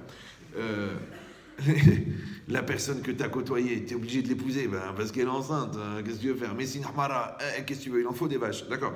Et après, les enfants que tu vas avoir, mais d'où ils sortent ces brels? Mais d'où ils sortent les brels? Les brels, ils sortent des brels. Parce que les pommiers, ils font des pommes. Les pommiers, les poiriers font des poires. Et les hamariers, ils font des hamar. Alors tu dis, mais c'est grave. C'est-à-dire que toute ma vie, elle est décidée en 5 ans. Baruch Habba Bekom, bienvenue au club des conscients. Pourquoi je vous dis ça? C'est pas pour vous prendre la tête. Parce que toute la journée, je reçois des shalom bayit. Quand les gens ils viennent en couple, ils viennent pas pour la dernière semaine. Ils viennent sur les 17 ans de mariage. Mais les 17 ans de mariage, ils ont été précédés de 20 ans de vie. Donc on est obligé de remonter à la naissance pour comprendre comment ils ont pu se rencontrer, et pour comprendre comment chacun existe, et pour comprendre pourquoi ils n'arrivent pas à coexister, et pour comprendre pourquoi ils se prennent la tête les deux. Mais donc bizarrement, je m'excuse, ne le prenez vraiment pas mal, je vous aime tous. Mais bizarrement, les schémas, ils reviennent. Ah ben oui, vous croyez en Dieu? Oui, non. On est entre nous. Oui. C'est marqué avec Jbochou, mais avec Zivukim. Hachem, il crée des couples. Qu'est-ce qu'il dit Rashi? Tzadeket, les tzadiks. Ouais. Et qu'est-ce qu'il dit? Risha, les rachats? Non. Il dit Proutsa, les rachats. Rashi dans Sota d'Avbet. Même un gars pas intelligent, il peut dire d'Avbet. Ouais. Pourquoi Rashi, il a dit Tzadeket, les tzadik, et il n'a pas dit Risha, les rachats? Il aurait dû dire Tzadeket, une fille juste, une tzadeket pour un homme juste, et il aurait dû dire une mécréante pour un mécréant. Non. Pourquoi il a dit Proutsa? C'est Rashi, hein? Non, parce que les gens disent, ouais, bon, Rachid. Non, j'ai pas dit Rachid, j'ai dit Rashi. Ouais. Pourquoi? C'est très simple. Parce qu'un rachat, c'est quelqu'un qui dépasse les limites. Et une Proutsa, c'est quelqu'un qui dépasse les limites. C'est ça, Paroutz. C'est pour ça qu'on doit. La ville la plus sale de France, du monde, c'est Paritz. Qui a les mêmes lettres que Tserfat. C'est Paroutz. Vous me suivez ou non? Donc ça veut dire quoi? Ça veut dire que la personne que tu vas épouser, Baba, elle a un seul défaut. Elle te ressemble. Tu dis, mais elle est horrible. Eh ben, n'achète pas un miroir, tu l'as en face de toi. Une fois, un garçon, il est venu chez moi. Il m'a dit, Rabbi Chetrit, moi, je veux une sadéquette, je veux une fille sérieuse, je veux une fille de famille, je veux une fille pure. Et bien sûr, comme vous l'avez bien compris, une première main. Je lui ai dit, mais toi, t'es qui toi? T'es le fils du Stapler? T'es qui? Il m'a dit, non, moi, j'ai vécu ma vie, je me suis amusé, j'ai déliré, j'ai khladédé, j'ai trédédé, mais je pense que le bon Dieu, il doit m'envoyer quelque chose de bien. Je dis, mais t'as fait tchouva? Il me dit, pas vraiment. Je dis, pourquoi le bon Dieu va t'envoyer une fille sérieuse puisque t'es pas sérieux? Il m'a dit, pourquoi pas? Il paraît que si on demande, on peut tout avoir. Je dis, moi, je vois pas le rapport. Parce que, ok, pour toi, c'est une affaire, mais elle, la pauvre, pourquoi elle va tomber sur un tordu? Sous prétexte que monsieur, il a des exigences. Un tordu, il peut acheter une Maserati, mais un tordu, il peut pas acheter une Zadeket. C'est comme si tu vas dans une banque et tu dis bonjour, je voudrais de l'intelligence. Elle dit non, repassez, c'est pas en solde. Ouais. Bah non, ça s'achète pas. Je vais vous dire un secret, tout ce qui a de la valeur ne s'achète pas.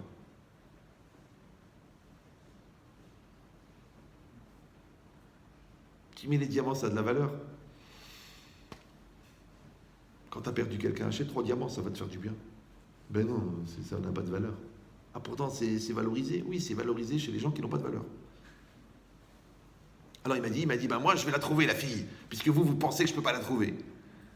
Mais c'est un peu choquant ce que je veux vous dire. Vous êtes bien ou vous êtes... Ça va? Oui? Non? Mais c'est violent. Ça va? Vous m'en voudrez après ou vous allez dire bon? Et au bout d'un an, il vient me voir, il me dit regarde, avec l'alliance, je l'ai trouvée, la fille sérieuse, la fille de famille, la pureté, la crème du séminaire. Je dis, et moi je comprenais pas, je dis comment le bon Dieu il a gaspillé une fille comme ça pour un mec pareil. Il m'a dit elle n'a pas touché un garçon. Ah, j'ai dit ok. Je lui ai dit t'as vérifié avec les filles? Il est devenu blanc. Je lui ai dit est-ce que tu as vérifié si un garçon n'a pas touché? Mais est-ce qu'une fille l'a touché? J'allais dire, je vous ai dit que ça allait être violent. Il est devenu tout blanc. Il revient 3 semaines après, il me dit ah ben vous avez raison, vous m'avez maudit. Je dis je t'ai pas maudit, papa. Je t'ai pas maudit. Tu prends une échelle pourrie, tu montes, tu vas tomber. Qui t'a maudit? Toi, parce que tu as choisi la mauvaise échelle. Maintenant, pourquoi tu as choisi la mauvaise échelle? Parce que tu es mauvais. Pourquoi je vais te donner du bon alors que tu es mauvais? Il dit mais c'est grave, c'est grave. Alors on est condamné. T'es pas condamné. Non, t'es condamné à évoluer. T'es condamné à grandir. T'es condamné à changer. T'es condamné à t'en sortir. T'es condamné à devenir bon. Maintenant tu dis je veux pas. Eh ben c'est pas grave, il y a un mazel pour toi. Il y a des khmarot, il y a des voleurs, il y a des voleuses, il y a des fous, il y a des malades, il y a des pervers, il y a des débiles. Il y en a, grâce à Dieu, on a le zoo en libre accès. Toi tu dis non, moi je veux Machéou. Alors pour avoir Machéou, il faut être Michéou. C'est vrai, moi je ne sais pas comment j'ai mérité ma femme. La vérité, je ne sais pas. Quand au bout de 3 rencontres, j'ai dit au Rav, je suis comblé. Il m'a dit, mais t'es fou, 3 rencontres. Mais non, il faut continuer. J'ai dit, moi, j'ai le diamant. Et elle, qu'est-ce qu'elle me dit toute la journée? J'ai beaucoup prié, Hachem m'a envoyé un homme extraordinaire. Mais non, c'est pas pour moi et elle. C'est juste pour vous dire que la loterie nationale, ça n'arrive pas aux gens qui jouent. Parce que quand tu joues, tu gagnes ou tu perds. Alors ne joue pas. Investis. Et quand tu investis, tu gagnes. Maintenant, les gens, ils ne veulent pas investir. Ils veulent jouer. Ils jouent, et ils perdent. Parce que sachez que la banque ne perd jamais. Sachez que le casino ne perd jamais. Sachez que la loterie nationale ne perd jamais.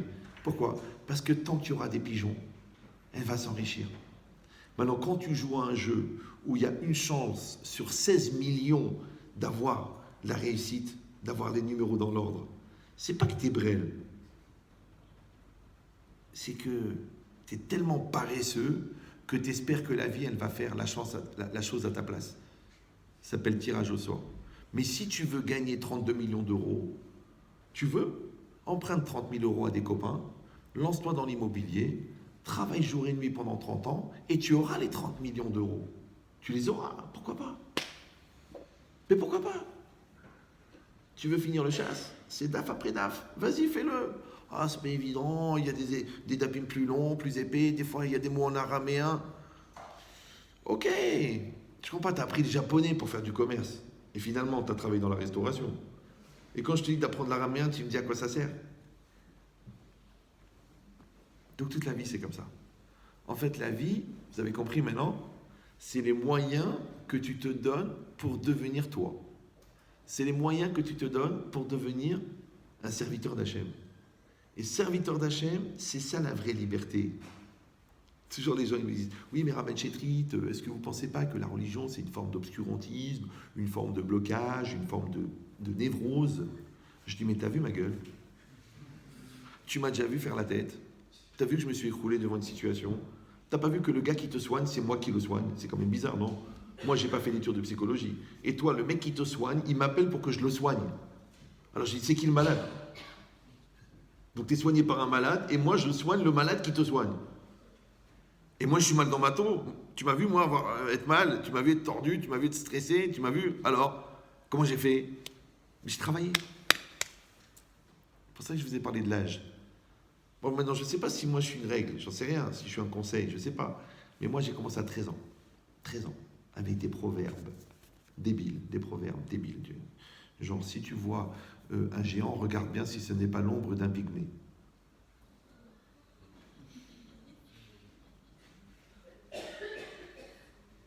Un autre débile aussi, c'était ne jette pas la pierre à ton voisin quand ta maison est en verre.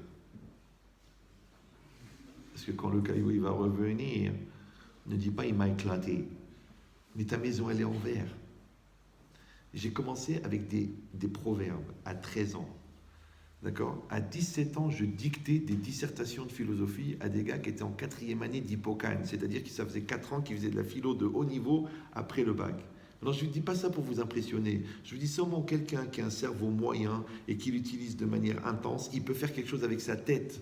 Et tout ça pourquoi? Parce que j'aimais la réflexion, parce que j'aimais la philosophie? Non!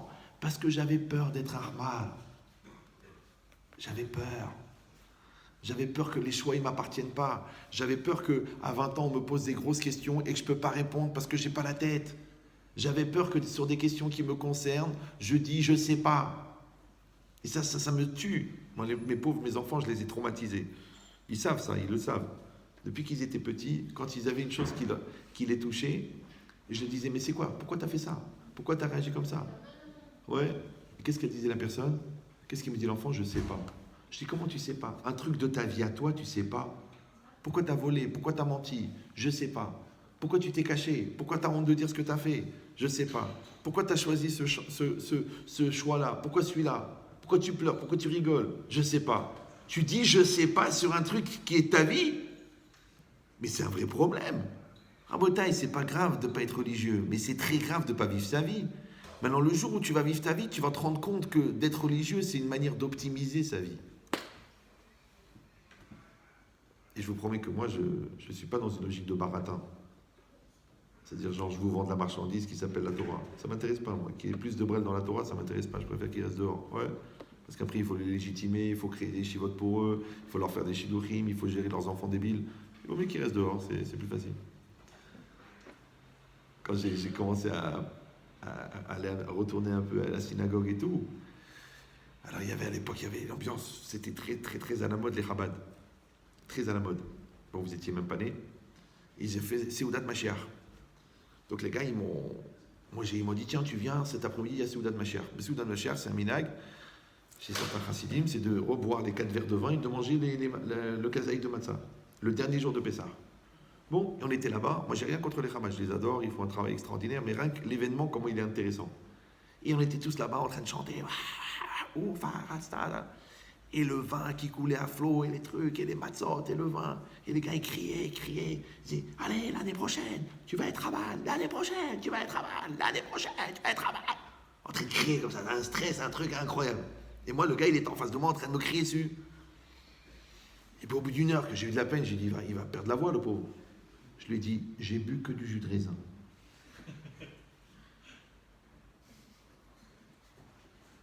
Vous me suivez ou non? Donc, je n'ai pas désiré être embourbé et je ne vais pas vous embourber. Vous me suivez ou non? Moi, pour moi, les élèves, c'est comme les enfants. Et si je ne vais pas planter un enfant, je ne vais pas planter un élève. Alors des fois, ça ne fait pas plaisir aux garçons, ça ne fait pas plaisir à la fille, des fois, ça ne fait pas plaisir à ses parents parce qu'ils auraient préféré qu'on les manipule plutôt que de les orienter vers la maturité. Mais moi, j'arrive pas à faire ça, j'arrive pas. Si le jour où je le fais, j'arrête de vivre. Donc la vie, c'est une proposition. On vous donne des outils, on vous donne de l'énergie, on vous donne de l'amour, on vous donne une chorma incroyable parce que vous n'avez même pas idée de la puissance de la chorma de la Torah. Et je ne parle même pas de la Torah, je parle déjà de la chorma de la Torah. Parce qu'il y a la chorma et la Torah. Chorma bagoim ta'amin, ouais, Torah bagoim al ta'amin. La Torah, c'est pas de la chorma. La Torah, c'est plus que la chorma. Maintenant, déjà, avec la chorma de la Torah, déjà, tu peux épater les plus grands ingénieurs, les monstres, les cerveaux de malades, et tu leur éclates la tête avec un tosfot dans Hiruvin. Ça, c'est rien que la chorma de la Torah. Alors imagine la Torah de la Torah, qu'est-ce que tu vas faire avec eux? Mais les gens, ils ne savent pas. Alors ils préfèrent regarder des DVD et lire des BD. Alors que tout le monde sait que BD, c'est juste les racheter votre bande de débiles. Tu dis oui, mais ça fait du bien, ça vide la tête. Mais pour la vider, il faudrait d'abord la remplir. Maintenant que toi, tu as étudié pendant 7 heures et que tu dis je vais prendre 10 minutes ou un quart d'heure ou une heure de détente, Bessimra, c'est bien, comme ça t'évitera une rupture d'anévrisme. Ouais. Mais que tu passes 7 heures à faire des lourdeurs avec 1 minute de réflexion parce que tiens, j'ai écouté 1 minute de Torah sur Facebook, 1 minute de Torah. Moi, j'ai beaucoup de gens qui m'ont fait la guerre, ils m'ont dit ouais, Ria, tes cours ils sont trop longs. Pourquoi regarde l'autre, il fait 1 minute de Torah, 5 minutes de Torah, 3 minutes de lumière, 1 minute de lumière. Je dis écoute, moi je suis pas une ampoule pour faire 1 minute de lumière.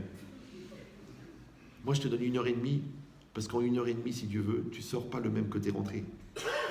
Mais en 1 minute, c'est rien, ça va juste clignoter comme ça. Tac, tac, tac, tac. Et t'as pas changé. Pour ça, je vois des gens, ça fait 10 ans qu'ils écoutent 1 minute de Torah, ils sont toujours pas Shomer Shabbat. 1 minute de Shalom Bayit, ils frappent toujours leur femme. Mais si tu passes 1 heure et demie avec moi, ou tu vas mourir ou tu vas changer, un des deux. Et encore, je me suis calmé. Avant, j'étais trop violent. Il y avait des gens, ils avaient des crises d'épilepsie pendant le cours. Tellement je forçais comme ça, je poussais. J'ai appris à doser, j'ai mis un peu de Rahmanout. Parce que moi, dans ma tête, le gars, peut-être c'est la dernière fois de sa vie que je le vois. Il y a des gens, un cours. Ils écoutaient un cours. Il appelait l'ouragan Echia. L'ouragan Echia est passé sur Montréal. Mais c'est pas de moi, encore une fois. C'est que c'était une soif. On apprenait tellement à la yeshiva. On passait de 9h à minuit. On était remplis. On réfléchissait toute la journée. On avait Avat Torah. On avait Avat Azulat. On avait Avat Haïm. Tellement fort. Maintenant, tu ouvres la porte. Et il y a une centrale nucléaire qui te gicle en pleine tête. Tu ne peux pas sortir indemne. Et c'est ça le principal. C'est ça. Dvarim Ayotzi Minalev. Ça veut dire que Yesh lève. Vous me suivez ou non? Le Korah Chayut à Torah, parce qu'il y a une Chayut de Torah.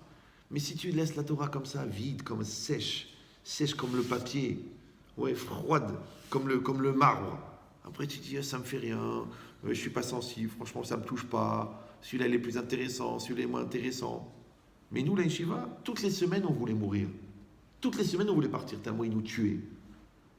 Et Baruch Hashem, aujourd'hui c'est tous des rabbanim, tous des gens forts et équilibrés. Alors des fois, tu vois, c'est pas grave, c'est pas grave, c'est mieux que rien, c'est mieux que rien, c'est mieux que rien de quoi? D'être une sous-merde, c'est mieux que rien. Non, tu es un Ben Adam.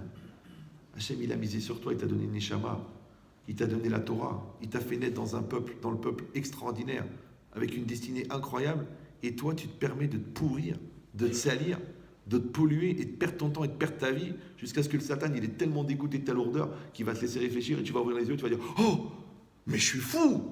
Mais là, tu vas voir Christine. Tu vas voir les 2 voyous, là, les 3. Tu vas voir ta vie pourrie. Tu vas voir ton ambition ratée. Tu vas dire, mais où j'étais pendant toutes ces années? Ils appellent ça en français la prise de conscience. Comment tu veux que la moitié de ta vie, ça soit une prise de tête et l'autre moitié, ça soit une prise de conscience? Peut-être que tu peux faire une prise en main. Ça gagne du temps. Tu te prends en main. Toi, tu te prends en main. Toi, c'est ta vie à toi. Tu te prends en main. Nous, on a une chance extraordinaire avec mes frères. C'est que nos parents, ils étaient tellement pris par le travail. Ils étaient tellement pris. Ils n'avaient pas vraiment de culture. Ma mère, à peine si elle savait lire. On avait tellement la rage. Moi, je lisais 2000 pages par mois. Alors qu'il y a des gens, ils ont eu des parents tellement gentils, c'est-à-dire tellement riches, tellement équilibrés, tellement cultivés, qu'ils ont dit pourquoi je vais devenir intelligent puisqu'ils sont intelligents pour moi. Maintenant, nos parents, Baruch Hashem, ils sont très très intelligents, mais ils ont Chokhmat Chaim. Mais ils n'avaient pas Chokhmat intellectuel, de dire maintenant je vais parler de Platon avec toi. Moi j'étais frustré de ne pas pouvoir parler de philosophie avec mon père. Mais mon père, il a fait les marchés, et il avait un petit magasin de couture pour ne pas être Mechal el Shabbat. Toute sa vie, il a donné pour nous. D'ailleurs, il n'a jamais rien eu. Il a dit, la seule richesse que j'ai, c'est mes enfants.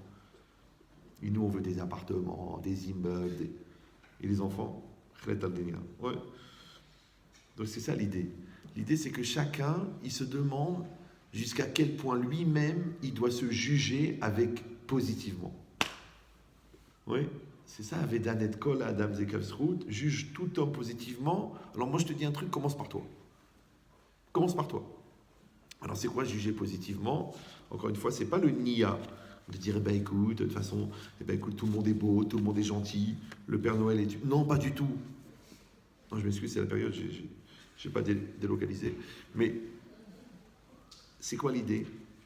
Alors il y a un phénomène bizarre. Il y a une Gemara dans Shabbat, maintenant on n'a plus le temps parce que je me suis trop appesanti sur le début, mais c'est pas grave.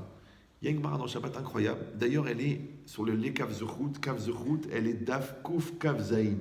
C'est le coup du Kav Zechut. D'accord? Et là-bas, la Gemara, elle raconte 3 histoires. Bon, mais je ne vais pas vous raconter les histoires, mais juste là-bas, le Chazal, il dit comme ça, le Mama Chazal, il dit, à chaque fois qu'il y avait une histoire, et quelqu'un qui était éprouvé justement sur le Le Kav Zechut, et qui avait jugé malgré tout du bon côté, alors, la Gemara dit qu'Hachem she'danta le Kav Zechut, car HaKadosh Baruch Hu, il donnera les Zechut. De la manière que toi, tu as jugé du bon côté, Hachem va te juger du bon côté. Et ça, c'est un truc qui est incompréhensible. Pourquoi? Parce que vous savez qu'il y a Dieu et il y a les hommes. Ok. Maintenant, moi, le rapport que j'ai avec l'homme, c'est un rapport, on va dire, de l'Ekav Zechut. Mais le rapport que j'ai avec Dieu, c'est un rapport, je fais les mitzvot ou je ne fais pas les mitzvot. Maintenant, si je fais des avérotes, comment ça peut être compensé par le fait que je juge l'autre positivement? C'est bizarre. Vous suivez ou non? Moi, j'ai un rapport avec Dieu. Maintenant, je ne mets pas les tefilines, je ne mange pas kasher, je ne fais pas Shabbat. Mais à part ça, je juge tout le temps les gens du bon côté. Alors, le bon Dieu, il me dit, de la même manière que tu as jugé l'autre du bon côté, toi aussi, je vais te juger. Mais dis-moi, ça va me remplacer mon Shabbat? Ça va me remplacer la cache-route? Ça n'a pas de sens. Donc, c'est compliqué. Deuxièmement, c'est marqué que celui qui est Medagdek Beotiot Shel Kriat Shema, Mafigimlo Esh Shel Geinam. Celui qui fait attention de prononcer chaque lettre dans le Kriat Shema, parce que la mitzvah c'est de lire chaque lettre, d'accord? Velimadetem Otam. Si tu dis Velimadetem Otam, ça fait un seul mot, t'as raté, d'accord? Faire chaque Shema Israël. Écoute Israël. Shema Israël. Peut-être Israël. Hashem Elokeinu, Hashem Echad, on verra. Shema. Bari Veshema, Bari Adif. Ouais. Il faut prononcer le Aïn. Sinon, il devient Aïn Ara. C'est pas grave. Bon, alors maintenant, qu'est-ce que c'est cette idée que celui qui fait attention à chaque lettre du Kriyat Shema, on lui refroidit l'enfer? Mais quel rapport avec l'enfer maintenant? Alors, je vous donne l'image. Qu'est-ce que c'est un homme? Quelle est la différence entre un homme et un animal? Un animal, oui, il voit, il est dans le pré, il voit de l'herbe, il broute. C'est ça l'animal. Ouais. Ça s'appelle impulsion, action. Impulsion, action. L'homme, il voit quelque chose, il réfléchit, il agit. Impulsion, réflexion, action. Donc en fait, la différence entre l'homme et l'animal, oui, c'est que la réflexion elle est au milieu. En français, on appelle ça la maturité, le libre arbitre, le da'at, le bal bechira, la chérout, al-tikri chérout et la chérout. Tout ça, vous avez compris. Maintenant, le problème, c'est que cet endroit-là, qui est l'endroit de la réflexion, s'il n'est pas construit, s'il n'est pas maîtrisé par l'homme, automatiquement, il est rempli, on a dit que le vide n'existe pas. Donc c'est l'Yetzirah qui va prendre la place. Maintenant, nous, on l'appelle Yetzirah, l'autre, il l'appelle l'immaturité, l'autre, il l'appelle névrose, l'autre, il l'appelle manque de confiance en soi, manque de respect de soi. Il y a plein de manières pour les Yetzirah de s'habiller. Ouais. Ce qui compte, c'est qu'ils prennent ta place. Ok. D'ailleurs, toi-même, tu le dis, c'était plus fort que moi. Et je, tu, il, nous, vous, il, ce sont des pronoms personnels, mais c'est impersonnel.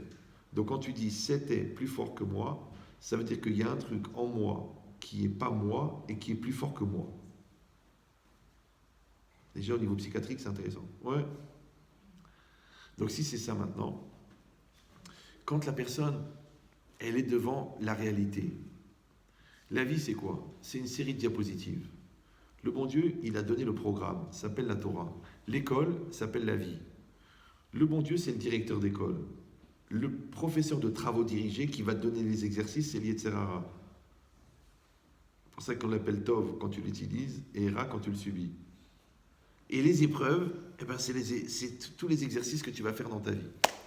Donc en fait, la vie, c'est une série de diapositives et à chaque fois, on te pose la question. Comme quand tu passes le code. Est-ce que tu dois laisser la priorité? Est-ce que tu dois t'arrêter au feu? Est-ce que tu dois laisser passer le passant là, qui traverse la rue? Eh bien, la vie, c'est ça. Qu'est-ce que tu fais maintenant? Tu fais le kratchema ou tu rates l'heure? Tu regardes le décolleté ou tu tournes la tête? Tu voles ou tu voles pas? Tu mens ou tu mens pas? C'est une série de diapos.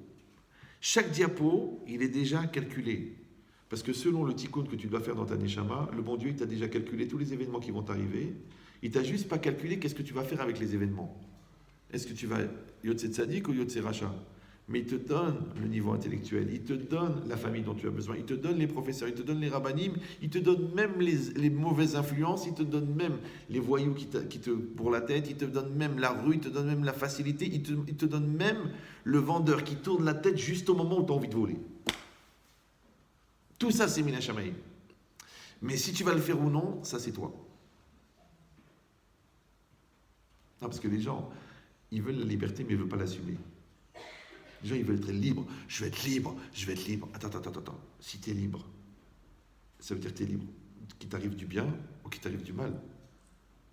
Mais quand tu rejettes la liberté des conséquences, c'est parce que tu rejettes la liberté de la cause.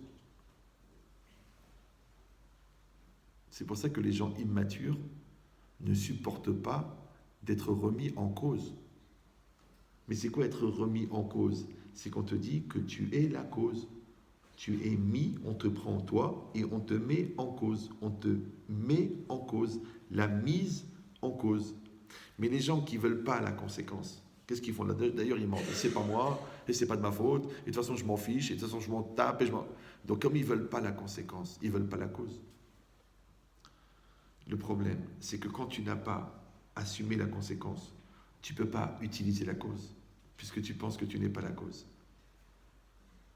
Donc si on dit que c'est à cause de toi, ça veut dire aussi que c'est grâce à toi. Vous suivez ou non? Donc quand tu refuses la mise en cause, tu refuses la responsabilité, mais tu refuses aussi la liberté. Parce que si je te dis, tu sais, c'est à cause de toi si tu t'es planté au bac, je peux dire aussi, c'est grâce à toi que tu as réussi.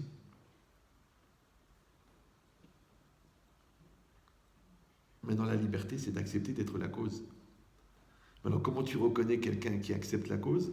C'est quelqu'un qui assume la conséquence. Mais si quelqu'un il refuse la cause, il refuse la conséquence, ça veut dire qu'il refuse la cause. Or, puisque la vie c'est le mouvement et que tout bouge dans le monde, comment tu peux ne pas être maître de la conséquence et pas maître de la cause? Ça veut dire qu'il y a quelqu'un d'autre qui vit ta vie. Ça s'appelle un complot. C'est comme si toi tu te réveilles un matin, tu vois un mort à côté de toi, tu vois les flics qui rentrent, et tu dis tu dis, mais c'est un complot, j'ai rien fait, comment tu t'appelles? Monte Cristo.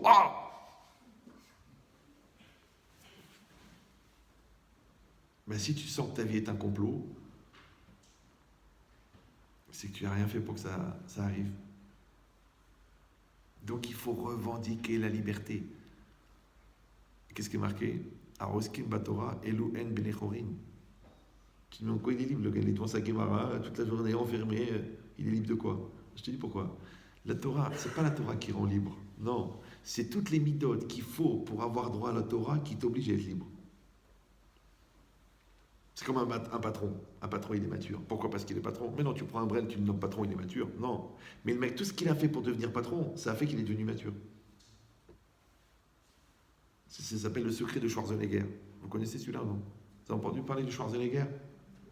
Schwarzenegger. Les jeunes, vous connaissez Schwarzenegger?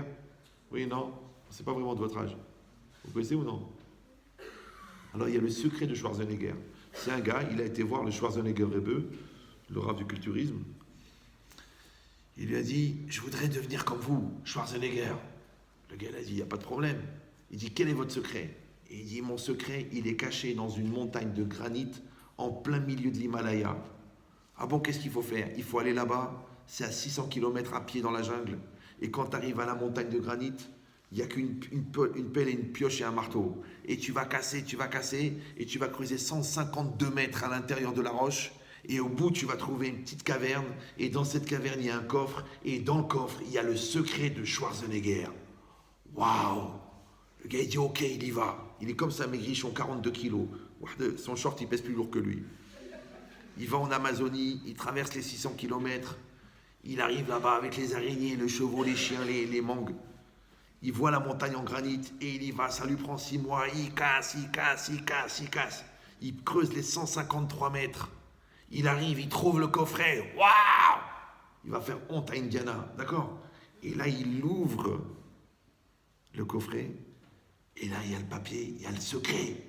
Il y a marqué « Imbécile, regarde tes bras. » Il est devenu Schwarzenegger.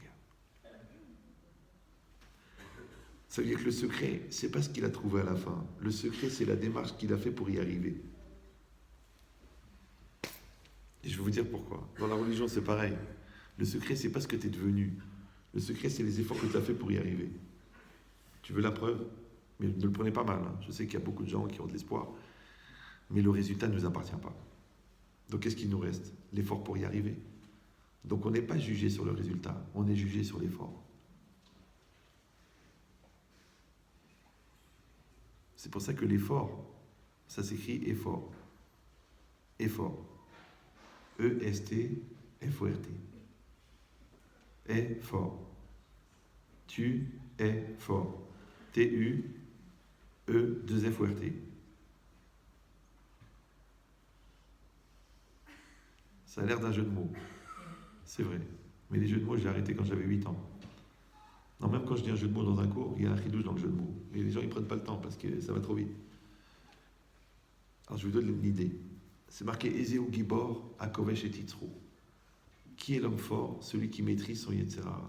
Pourquoi les Chachamim, ils ont choisi le mot Gibor? Ils auraient dû dire Mi a Ben Adam, Mi a Ish, Mi a Chashuv. Pourquoi ils ont dit Mi a Gibor? Ezeu Gibor. C'est intéressant, c'est très intéressant. Parce que le mot Gibor, ça veut dire fort. Mais le mot Gibor, il vient de Gever. Gever, c'est quoi? Un homme. C'est quoi le contraire de Gever? Yeled. Imata Gever, Ayetzerara ou Yeled. Imata Yeled, Ayetzerara ou Gever. Si toi t'es fort, la vie elle est faible. Si toi t'es faible, la vie elle est forte. Si toi t'es nul, la vie elle est compliquée. Si toi t'es bon, la vie elle est simple. Vous me suivez ou non? Si toi t'es fort, le gars il peut pas te marcher sur la tête. Si toi t'es nul, le gars il va te bouffer la tête. Tu me dis pourquoi? Bah défends-toi. Ah mais j'ai honte, ça se fait pas, c'est honteux. Mais encore quoi? T'as pas de dignité, t'as rien, t'as pas de valeur, t'as pas d'intelligence. Non, tu te prends en main, tu te bats, c'est normal. Et cette logique, c'est quoi? C'est Gibor. Ok. Maintenant, c'est facile. Gibor, c'est fort. Donc, comment on traduit? On dit tu es fort. Tu, T-U-E-E-S, fort, F-O-R-T. Ça va jusque-là ou ça va trop vite? Tu es fort. Maintenant, moi, je te donne un conseil. Tu vas gagner à peu près 6 ans d'Yeshiva et 21 ans de thérapie. Au lieu d'écrire tu es fort, T-U-E-S-F-O-R-T, tu écris tu, T-U-E-2-F-O-R-T. Tu es fort. Toi es fort. Ouais, comme toi, Jane, moi, Tarzan. Ouais. Pourquoi? Parce que quand tu dis moi et effort, quand tu dis toi et effort, tu fais la séparation, tu fais plus de séparation au contraire entre toi et l'effort. Quand est-ce que l'effort est un effort? Ouais, c'est quand c'est un effort de faire un effort. Donc si tu te demandes, est-ce que tu es fort? C'est parce que tu sais qu'être fort, c'est un effort. Oui, non. Mais le jour où c'est plus un effort d'être fort, c'est facile d'être fort. Alors, je donne toujours le même exemple, il est facile à comprendre. Un monsieur que je connais, un jour il était en voiture avec son père. Et la voiture, elle a fait un accident. Elle s'est retournée, elle a fait des tonneaux, et elle est tombée sur le toit. Et le père, il est tombé avec la tête ouverte sur le volant, et le fils, 14 ans, il a été projeté en dehors de la voiture. Et la voiture, elle a commencé à prendre feu. Et lui, il veut sauver son père. Alors, il a commencé à tirer la portière, ça ne marchait pas. Parce qu'elle était bloquée, parce que le toit, il écrasait l'ouverture de la portière. Il a vu que c'était impossible. Alors, qu'est-ce qu'il a fait? La voiture, elle commence à prendre feu, il y a son père dedans. Qu'est-ce qu'il va faire? Il appelle le pompier. Le temps qu'ils arrivent, c'est fini. Ça prend 5 minutes, ça atteint le réservoir, ça explose, c'est fini. Qu'est-ce qu'il a fait? C'est ce qu'il a fait? Il a retourné la voiture. Il a retourné la voiture. Il a débloqué la porte, il a sorti son père dans le coma, il l'a sorti. Les pompiers sont arrivés, c'est une histoire vraie, hein, je m'en rarement en cours. Et Les pompiers ils sont venus, ils ont dit mais qu'est-ce qui s'est passé? Qu'est-ce que t'as fait? Il était comme ça. Il dit mais j'ai sorti mon père de la voiture. Alors il y a un gars qui est venu, un voisin, il a dit je l'ai vu, il a retourné la voiture. Alors il dit mais comment t'as retourné la voiture? Il a dit mais j'allais pas regarder mon père brûler. Je sais pas si vous... Tu dis oui, mais enfin, je veux dire, objectivement, intellectuellement, pratiquement, c'est pas possible. Elle pèse 1,5 tonne, tu pèses 62 kilos. Comment t'as retourné la voiture? Le mec, il a dit, mais j'allais pas laisser mon père brûler dans la voiture. Ah, tu dis, mais ça t'a coûté un effort. Quel effort? C'est mon père.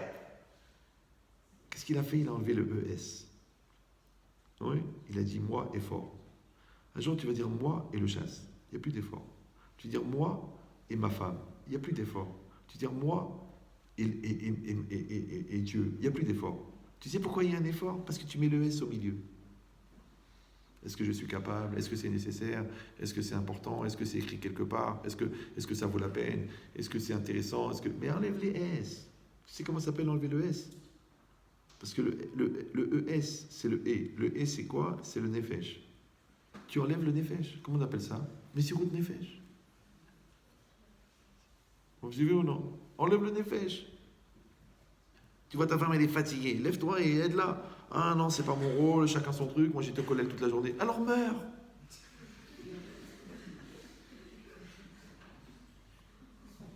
Ton mari te dit, je t'en prie, fais-moi un repas chaud, je ne vais pas manger toute la journée. Tu lui dis, tout est au frigo. Pourquoi pas la morgue? Fais-lui un petit repas, ça prend 5 minutes. Tac, tu coupes 3 tomates, tu sors les œufs, tu fais une petite omelette, tu mets les oignons. En 4 minutes, le mec il arrive. Waouh, super. Qu'est-ce que tu dis, toi? Tout est au frigo. Oh là là, tu sais, le frigo, la morgue, là, tu tires, le mec. Vous reconnaissez cette personne? Oui, c'est bien mon amour qui est en train de mourir. Oui, il est déjà très froid. Alors, vous avez compris le secret. Le secret, c'est tu es fort. Maintenant, quand toi et l'effort, vous êtes un, comme va Anit et Filati, toi et ta prière, vous êtes un. Ouais. Quand toi et ta femme, vous êtes un. Ishtok et Goufo, un. D'accord? Donc, il n'y a plus de problème. Il n'y a plus d'effort. C'est rien que nous, la distance qu'on prend. Ah, c'est fatigant. Ah, j'ai pas le réchec. La yeshiva, c'est difficile. Le boulot, c'est truqué. Le patron, il est stressant. Les caisses, elles sont lourdes. Les clients, ils sont durs. C'est toi qui crée ça. Ça s'appelle Choli HaNefesh. Pour éviter le Choli HaNefesh, t'as qu'à faire Messirut Nefesh. Maintenant, les gens, ils croient, Messirut Nefesh, ah bah, non. On est né au Maroc, c'est pas la peine d'aller là-bas. Ouais. Donc, Messirut Nefesh, tu prends le Nefesh et tu le mets de côté. C'est tout. Tu prends ton Nefesh, tu le mets de côté. Des fois, je suis assis à table avec des rabbinim. Ça m'arrive. Maintenant, il y a un gars qui vient. Moi, je me lève, je dis bonjour. Les autres, ils me disent, pourquoi tu te lèves? C'est pas kavod. Je dis, quel kavod? On va tous mourir. Je me lève, je fais kavod. Et tu dis, mais ça se fait pas, c'est pas bien pour la hiérarchie rabbinique. Mais la Gemara, elle dit que Rabbi Yochanan était Magdim Shalom, les Koladam, Afilou, Goy, Shebashuk. Même un Goy, dans le marché, il était Magdim Shalom, il disait Shalom avant que le Goy lui dise. Alors si, moi, un Goy, je dois lui dire bonjour, alors un Ben Israël, je ne dois pas lui dire bonjour. C'est pour ça que je supporte quand, des fois, tu rentres dans une simra, tu croises le regard d'un gars. Lui, t'as vu, toi, tu l'as vu, t'as bien vu. Après, tu avances, et lui, il vient chez toi, il fait « Ah, tu es là? Oh, je t'ai pas vu. » Oh, tu dis « Oh, j'ai de la peine. J'ai de la peine. » Des fois, ils ont une barbe comme ça. « J'ai de la peine. » Ah là là, le mec, il n'a même pas commencé le travail. Et encore dans l'hypocrisie. C'est que le travail n'est même pas commencé. C'est le début du début d'être soi-même. Donc, vous avez compris. La logique, c'est que tu es fort. Ça veut dire que toi et l'effort, vous faites un. Et si malgré tout ce que je t'ai dit pendant 1h30, tu dis que c'est pas évident, alors je te dis attention, si tu n'arrives pas à appliquer tu effort, il ressort l'effort tu. Tu effort, effort tu. C'est-à-dire que si l'effort te tue, ouais, si tu trouves que les escaliers ils sont trop hauts, si tu trouves que la maison elle est trop chère, si tu trouves que ta femme elle n'est pas assez patiente, si tu trouves que ses parents ils sont trop durs, c'est toi qui as créé cette dureté. C'est toi, tout seul. L'effort tue. Si l'effort te tue, c'est que tu es mort. L'effort ne tue pas. Moi, je te raconte toujours ça parce que c'est facile à comprendre. Les gens me disent, mais Rabbi Chetrit, vous êtes lundi à Milan, mardi à Monaco, mercredi à Nice, jeudi à Lyon, vendredi à Londres. Mais comment vous faites? C'est fatigant, les décalages horaires. Là, j'ai fait 15 conférences en 12 jours, dont 14 improvisées. C'est-à-dire que je devrais avoir mal à la tête. Mais je ne suis pas fatigué. Pourquoi? Parce que je donne toujours cette réponse, elle est facile à comprendre. Je dis, quand tu as vu ton père 11 heures par jour sur une machine à coudre, c'est un kiff de prendre l'avion. Tu dis, oui, mais 12 heures de vol. Mais lui, il était 12 heures sur une machine à coudre. Avec les vibrations, avec le bruit, avec le truc, avec le stress du loyer. 8 heures, 12 heures, avec les épaules écrasées, avec le dos rond, avec les yeux fatigués. Alors nous, on est des bienheureux, nous. On prend l'avion, on est accueillis, le kavod, le restaurant, la petite maisonnée pour dormir, avec le kavod, le rave, le micro, et le salaire. Bon, on est des milliardaires. On est des milliardaires. On est des coqs en pâte.